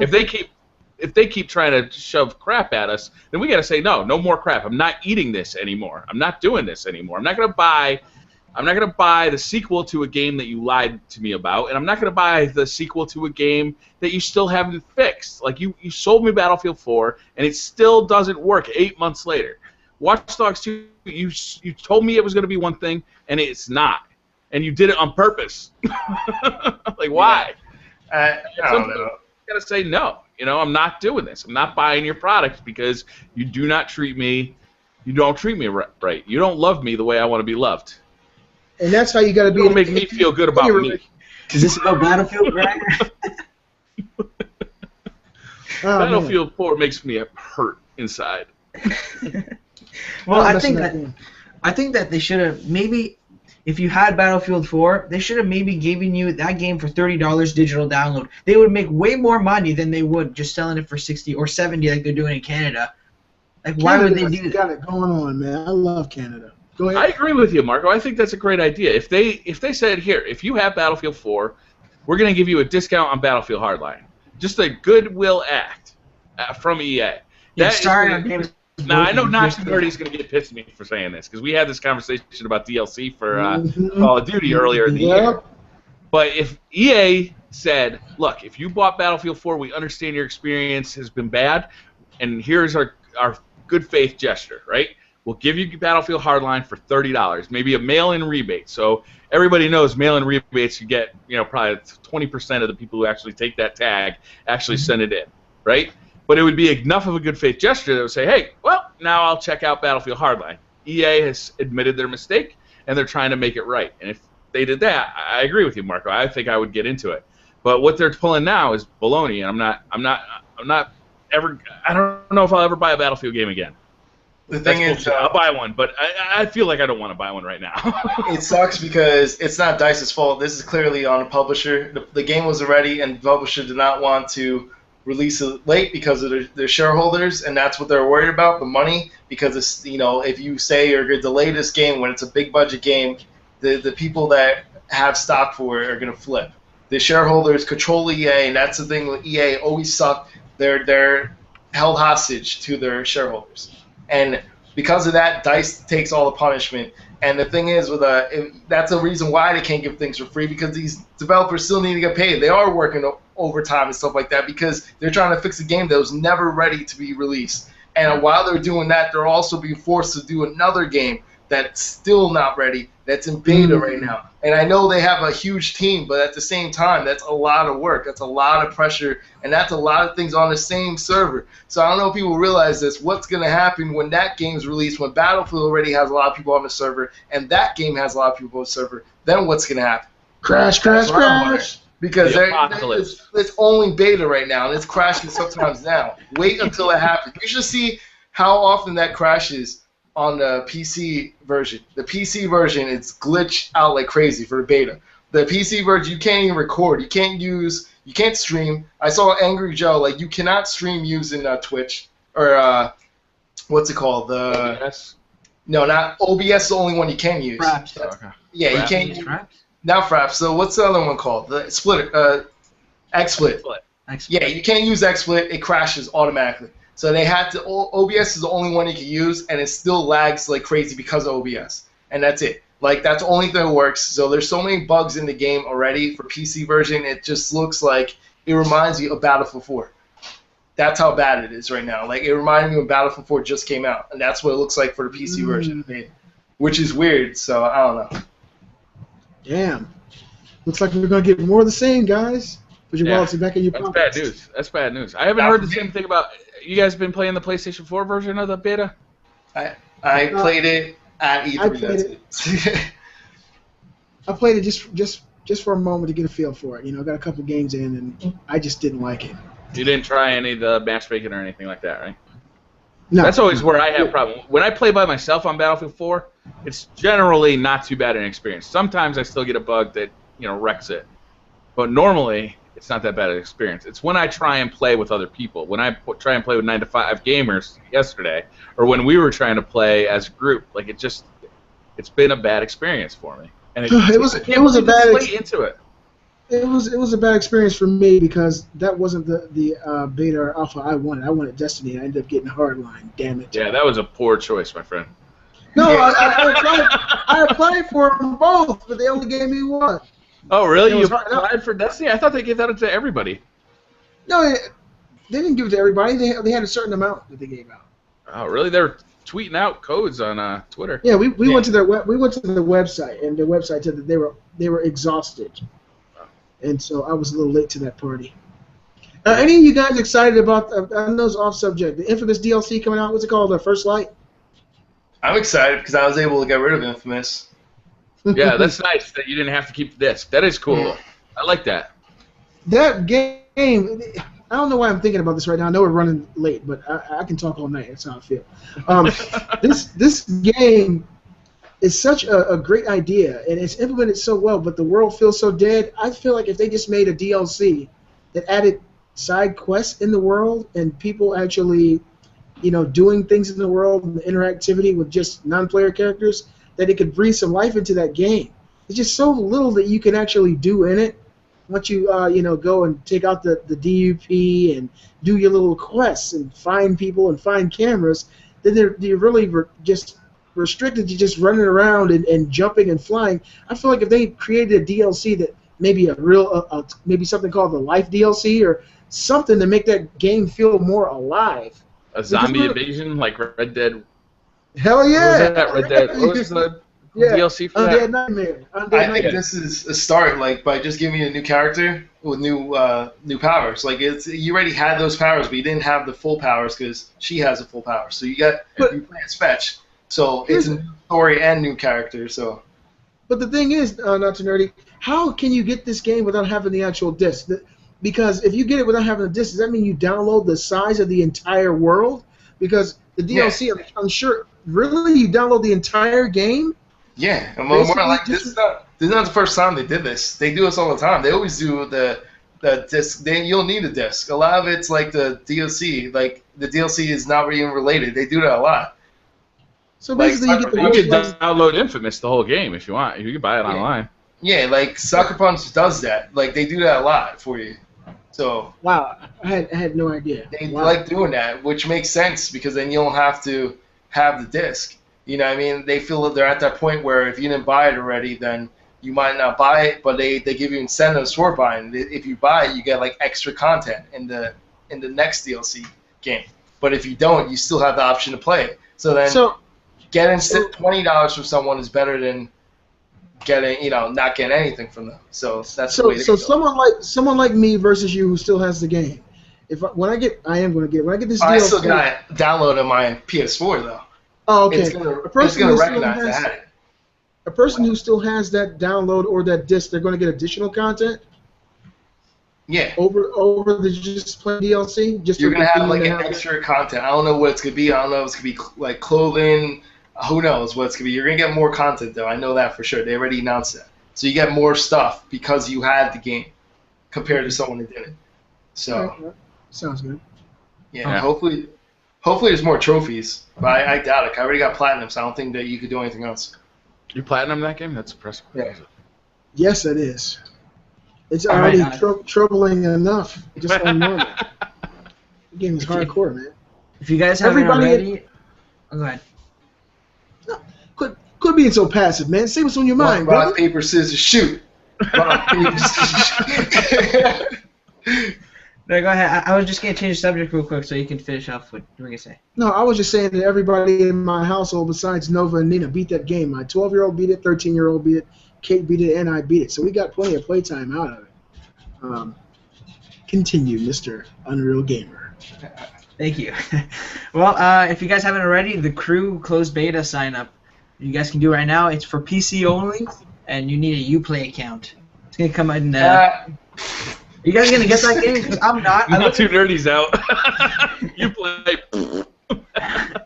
It looks okay. It's just not my type of game. The game takes forever. I'll tell you this right now. It's pretty cool. It's like, it takes forever though. Like, why am I going to race you to California?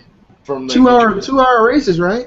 It's like, it's just, I don't know. It just seems too long for like missions. Like a mission might be like 2 hours long or something like that. Like it's seriously like. You have to take a restroom break. I don't know, man. To me, it's like, it's cool though. It's like an MMO for cars. Like that's never been done before. So, or at least I don't think it's been done before. It's pretty cool. You know what I mean? You sort of get that. I don't know. I sort of get that Need for Speed Underground. Like I don't know if you guys ever played that Need for Speed Underground. You could beep your horn, be like, oh, let's race, something like that. I feel like it's like that. Like there's people around the world that you could just interact with alongside. That's what it feels like. But this is just in a huge map. You know what I mean? So to me, I got a chance to play it, and it's cool. Like the graphics looks good and all that stuff. But for me, it's just like I don't know. I'm not really a huge racing fan anymore. I do occasionally, but. Like, how realistic is it? Like, if you get out of the car and you walk the race, will you lose weight? Wait, what do you mean? For like walking your character. No, it's just not like for drive-through food. I didn't see anyone get out of the car. All I saw was like in cars. That's all they let us test it. I didn't even know you could get out of the car. You know? I'm just messing with you. What's that one game? Was it Need for Speed: The Run or something? Was it? Yeah, The Run. Where you can actually run with the character. That was weird. Well, those are actually like, if you can, I didn't know you can. I was playing that game. I got it. I was playing it last week and the week before. And when he gets out of the car, it's actually pre-scripted. I'm like, what is Need for Speed doing right now? I mean, it's not bad. It looks really good. It's exciting, but like the moment you're out of the car, you're chasing people or getting chased. And it's pre-scripted stuff. To be honest with you, they cancel each other out. You got the Crew coming out, you got Drive Club, and you got Forza, sorry, you gotta say with a T in it, even though there's no T. What? Forza Why? Horizon 2, it's coming out. They're all coming around at the same time, which is, they cancel each other out. So whatever console you have a racing sim, so it really doesn't make a difference. So how much money is this fall going to cost me? I know I'm getting Destiny. When's GTA 5 coming out? GTA 5. That game looks great. Do we know the date for that, or have they not said yet? That's a good question. You should definitely look that one up. Man, I have no idea.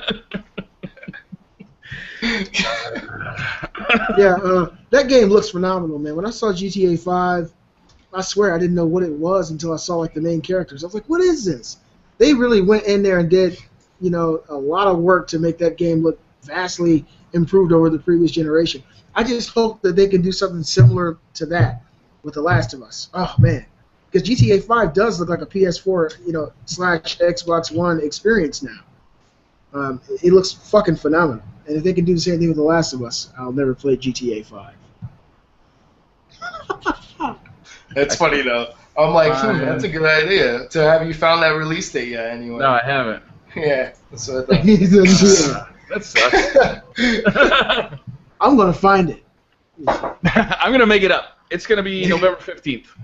Oh, so it's going to release right alongside Call of Duty. I think that's going to be the big weekend of the year because obviously Call of Duty fans and GTA fans, they're the two biggest games on YouTube, right? So they're going to really fight it out. And I think that in a Royal Rumble scenario, if we got all of Rockstar together and all of Sledgehammer together, well, Rockstar, if you look at the name of the company, they're going to be more prima donnas. Sledgehammer, look at the name of that company, they're all about a hammer. So I think that in a Royal Rumble situation, that Sledgehammer is going to come out on top here. So that's my analysis of this situation. Well, who's got the better uniforms? With that said, there's one game that I'm excited for, and I saw the gameplay of it and everything, which looks pretty damn cool, which is the Batman game, Arkham Knight. That looks sick. Yeah. You can finally ride a Batmobile the real way, not like the NES way. But it hovers, or no, it goes side to side or something. It slides. It strays. It strays with it. That's weird. It looks pretty cool. And now there's been a leak date or whatever that Xbox One accidentally announced, or Microsoft announced, and they said that according to Cinema Blend, Cinema Blend is the one to announce this. They showed a screenshot of it, and it said Batman Arkham Knight for Xbox One is release date is 2/24/2015. So, in case you guys didn't know, that's February. I was waiting for you to tell me which damn month it was. Last year when Call of Duty Ghosts came out, Microsoft did the same thing. They put up on their webpage, like the Microsoft Xbox webpage, a screenshot of the game's cover, and under it had a date, like a release date, but it ended up being the wrong date. So this could be wrong. It might, but the thing is, though, this isn't like a placeholder date. Like, usually placeholders are not placeholder on a exact Tuesday. Yeah. And if you look at a date, that's the last Tuesday in February. I highly doubt that's a placeholder. Are you guys looking forward to this game? I'm not. I'm really not. I think it's going to be amazing because the last game, supposedly this is done. And it's literally done for the studio. They're done. This is the last of the game, and it's back in the hands of the regular studio, not Rocksteady. Yeah. So how could you not be excited about that? How could you not be, BriarRabbit? The original 2. Did you get your hands on this one at E3? Yeah, I got a chance to look at it. I didn't get a chance to play it. They're showing a live demo. It looks. The thing that's got me unexcited is the Batmobile. I don't like that puzzle element between the Batmobile and on foot. I think it's better because the one problem I had with the regular Batman Arkham Asylum, Arkham City is the fact that you're flying all over location. You're gliding. Most of the games you glide in. That's annoying. At least now they give you opportunity to drive to location or do certain things. That's half the fun. And I'm sure there's going to be villains and other things in the city when you're driving. You know what I mean? So there'll be other things that'll be in your way. And I think to me, like, that's something that's improvement because all you literally did, like, to go from one location, and it's usually a far distance because the maps are huge in there, and you're in such a far distance and you're flying, like, to me, you're not flying, you're gliding. And then you get to rooftop and then you glide to another section. That's kind of boring sometimes. Sometimes you lose focus. You're just gliding most of the time till you get to the next mission. At least now that you could drive around, do certain things, which makes it cool because you're driving a Batmobile. I mean, think about how awesome it is. You guys remember Batman Returns when Michael Keaton was Batman and that feeling of hitting the button and the Batmobile just driving up on him? You can do that shit now. And on top of that, you can drive through the city and like use your car as a projectile to shoot yourself out to glide into the sky. I mean, that thing looks awesome. I mean, I agree 100% with you, Not Too Nerdy. To be able to fly and glide around the city, and then on top of that, use your car as like this tank. It's like a tank, and you can drive through, you know, the concrete bricks and mortar on the walls and stuff. It's awesome. I think it's because now it's really emphasizing open world once again. Like this is true open world. Cause now you could drive. Like before, you're wondering like why would he just keep gliding there? You know how long is it take him to glide? It's not like he can literally fly.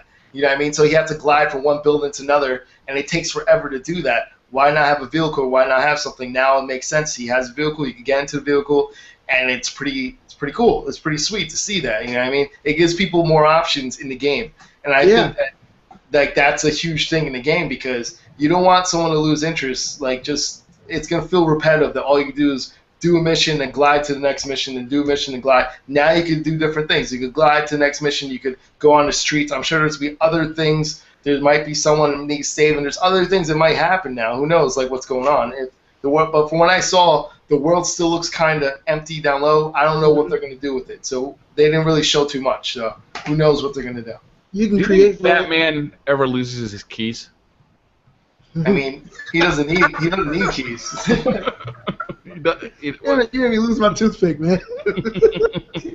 See, Batman has like this eye scanner thing where he goes to the car and it tracks his eyes and it opens automatically. It's me and you, car. Me and you. The thing is, you can create that velocity you need now. Like, say, for instance, you need to get to a high perch and you're just out in the middle of nowhere rather than jumping onto the side of a building Uncharted style and shimmying up. You can call your car, drive around the block, and then once you're aiming towards where you need to go, shoot out of the car and just fly up. It's fucking sick. Yeah. So many different options, man. Yeah, I like it. I don't know. I like the idea. It makes it like a whole new game. Adds a whole new element to the game, and that's always good. I mean, they were already good before, so like add a new element to the game is always a good thing. I don't see how that'll ever be a bad thing.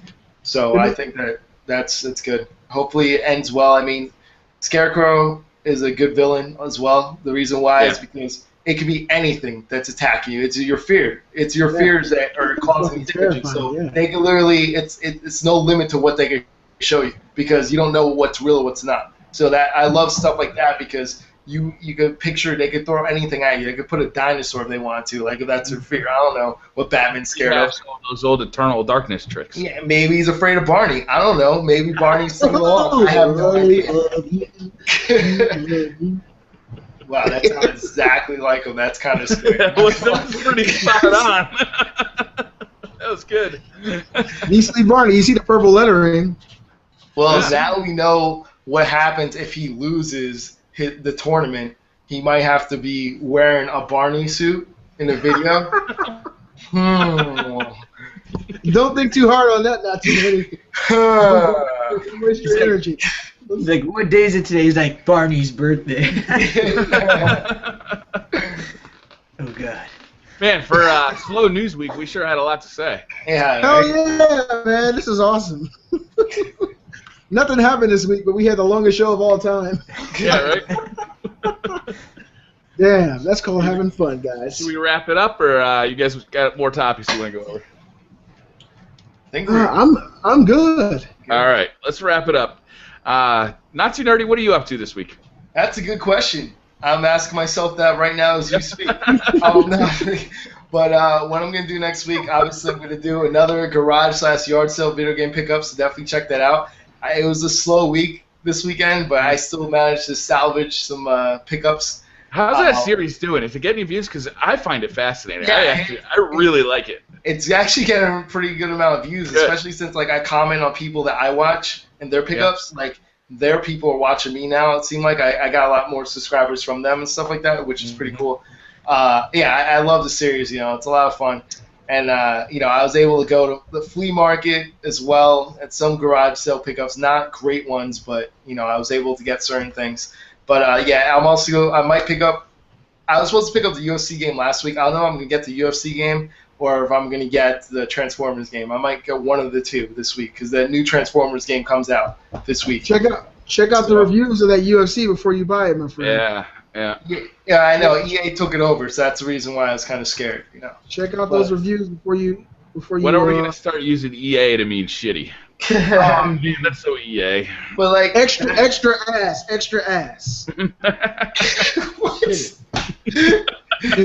We're in a whole that's that late night conversation. We're only at 8:30 p.m. Hey, I mean it in the worst possible derogatory way. I know a black guy and extra ass could mean a good thing for me, but that's like that Skinamax stuff. But besides the Transformers game, that's pretty much it. I'm also going to review Ultra Street Fighter 4, which is sort of like a game review. I'm also going to talk about the fights. We're going to start doing some serious, maybe once every 2 weeks or something like that, talk about the show. I want to start talking about TV shows and movies more often now. Do you still have the game? You can do gameplay of the game while you're talking about the show.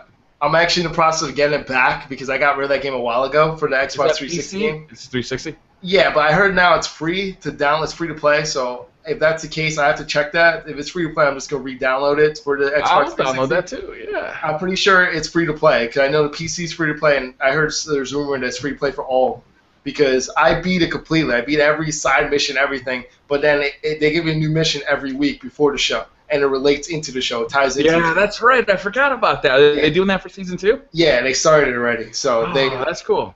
Yeah, so I mean, it has a lot more people playing on PC now than the consoles because I guess a lot of people don't play the last gen versions as much. But a lot more on Mac. They got Mac. I don't think so. I don't know if Mac exists in the gaming world, but maybe soon. No. Hey, I got one suggestion for you. What I'd like to see is I'd like you to put your, because I know you have your list of games in a spreadsheet. I'd like you to see you put those online, like on a Google Hangout or something, so everybody can kind of track your progress as it relates to your. I have them already. It's on Google spreadsheets already. I just got to click share. Put a link to your video so everybody can see it. Yeah. Sounds good. So they can see my progress. I want to show the progress. I should do that. Oh, do that first then. Not too nerdy. You said it's already on Google spreadsheets. Yes.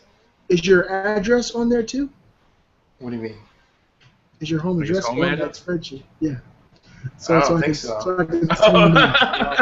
Go collect your own games over there. Oh. Hey, welcome to BC Gamer Channel. I want to show you my new pickups. I had a really good week. Oh my goodness. You guys got to see what I got. Yeah. Unreal Gamer, what are you up to this week? Well, I'm going to be playing some Team Fortress 2 to finish off my beautiful gaming sessions I'm having, but it's also a great time to be Canadian because Target's having these 50% off game sale, so I'm getting so many new games. I got my Wii U for only $150 for the deluxe set, and there was game. I know, it blew my mind. They were trying to get rid of them, so I got one of those. I got Super Mario Brothers U for only $21. That game was good. It is fun, and then I got Wind Waker. And for free, it's a good time. See, if you buy Mario Kart 8, you get another game with it too. Yeah, that's why. You get 2 games for 1. Yeah. That's what sucks, Marco? I would have got you to get me something, but if you ship it to me, it's gonna cost a fortune for shipping. So I'm like, there goes the money I saved. And then I'm gonna look forward to the Steam sales because they're just blowing my mind. I mean, they had Borderlands 2 for $5, Outlast for $5, Don't Starve for $3.75. It blows my mind that Steam could even afford. Of course they can afford to, but they even put these sales out there because I don't see Xbox or PlayStation even putting near the sale prices that these guys are doing. Ooh, they gave away Borderlands 2 for free on PS3. Robbie isn't here, so since Robbie's not here, don't you talk about PlayStation. Don't you even go to it. Okay? Don't even do it, sir, because Sony gives away free stuff all the time. Don't even go there. Marco, did you get any free games for voting? Because you get the cards and trading cards. You can use it to trade for money and then you can actually use it too. That's what I did. I've been voting the whole time. I only bought 2 games, but I've been voting so like every single time you could vote, so I could get free like cards, the trading cards that traded in for money, so I could use to buy free games. Like. Yeah, and another thing they're doing is like something the adventure, and you can join a team. And when you join a team, you have to collect these cards by either voting or paying $10 in the Steam store. And once you get so many cards, you can build like these what the heck are they called? I don't know. It's like you build something, and then if you get that, you get 10 points for your team, and the team goes to like 375,000 points. And if you're on that team and you win that day, you get 30 people from that team get 3 of their wish list games for free. So that's awesome. And so far, my team is winning tonight. So I just went ahead and like did the new Call of Duty Evolve, and what other one did I put on? I don't know. I put all the new games. Hopefully I get them. But maybe. I'm looking at their page right now. They got Tomb Raider on here for $5 right now too. Mm-hmm. I know. I'd advise to everybody buy the flash sales, because those daily deals will go cheaper in the flash sale. So. Yeah. Well, I do like the ones that are the big deals for the daily deals are the ones you could do. Flash sales are the best, without a doubt. Flash sale is the one that's never going to get cheaper than that. But the daily deal also. And just keep in mind, if you miss the sale, the last day it does all the sales again. So everything that you miss, it'll do at the lowest price that it was at, it'll do it again one last time. So like they got Skyrim for like $3 on there. Yeah, they got a lot of things like you could do. So they even have Dead Rising at pre-order, and it's only like $35. It's crazy. Wow. All right, Beastly Gamer, what are you up to this week besides playing with Google Effects? How do you know what I'm doing? It's fun. Okay, this week, Kate and I are going to do some Beauty and the Beast this week and talk about her surgery. She went and had surgery Friday. Yeah, she went and had surgery Friday. We watched Total Recall. She wanted to get that. Yeah, we watched Total Recall. She wanted to go get that 3rd tit put in, and so she. Yeah, no, she had a kidney stone removed, and so. Yeah, I was there. I took a day off to be with my wife and enjoy that day. 7 hours in the hospital, and I'm going to be, getting my level up in some. Can you guys guess the game? Maybe some Call of Duty. Hell no. What's that? I'm playing The Last of Us online for PS3. I'm going to continue to play that until it comes out for the PS4. I'm sorry, guys. I feel compelled to play something else, but I just don't feel like it would be as fun. I'm such a loser. I never thought I'd be sucked in by this game the way I am, because the single-player campaign is so phenomenal. I didn't think that the multiplayer would turn me into such a bitch, but it does. I swear, it frustrates me that I'm being like this, because I normally try to jump around and play different games all the time, and I always got on my youngest son about it. He was on Borderlands 2 for like a year straight. Every time I saw him, I said, Brandon, there are more games to play than this game. He looked at me and said, but Dad, it's so fun. Now I understand, son, because I'm just like you. When it comes to The Last of Us online, it's a great experience, guys. Oh, who's hooking me up? You damn shit. Man, he was doing it the whole time. God damn it. Dude, this is the best app ever.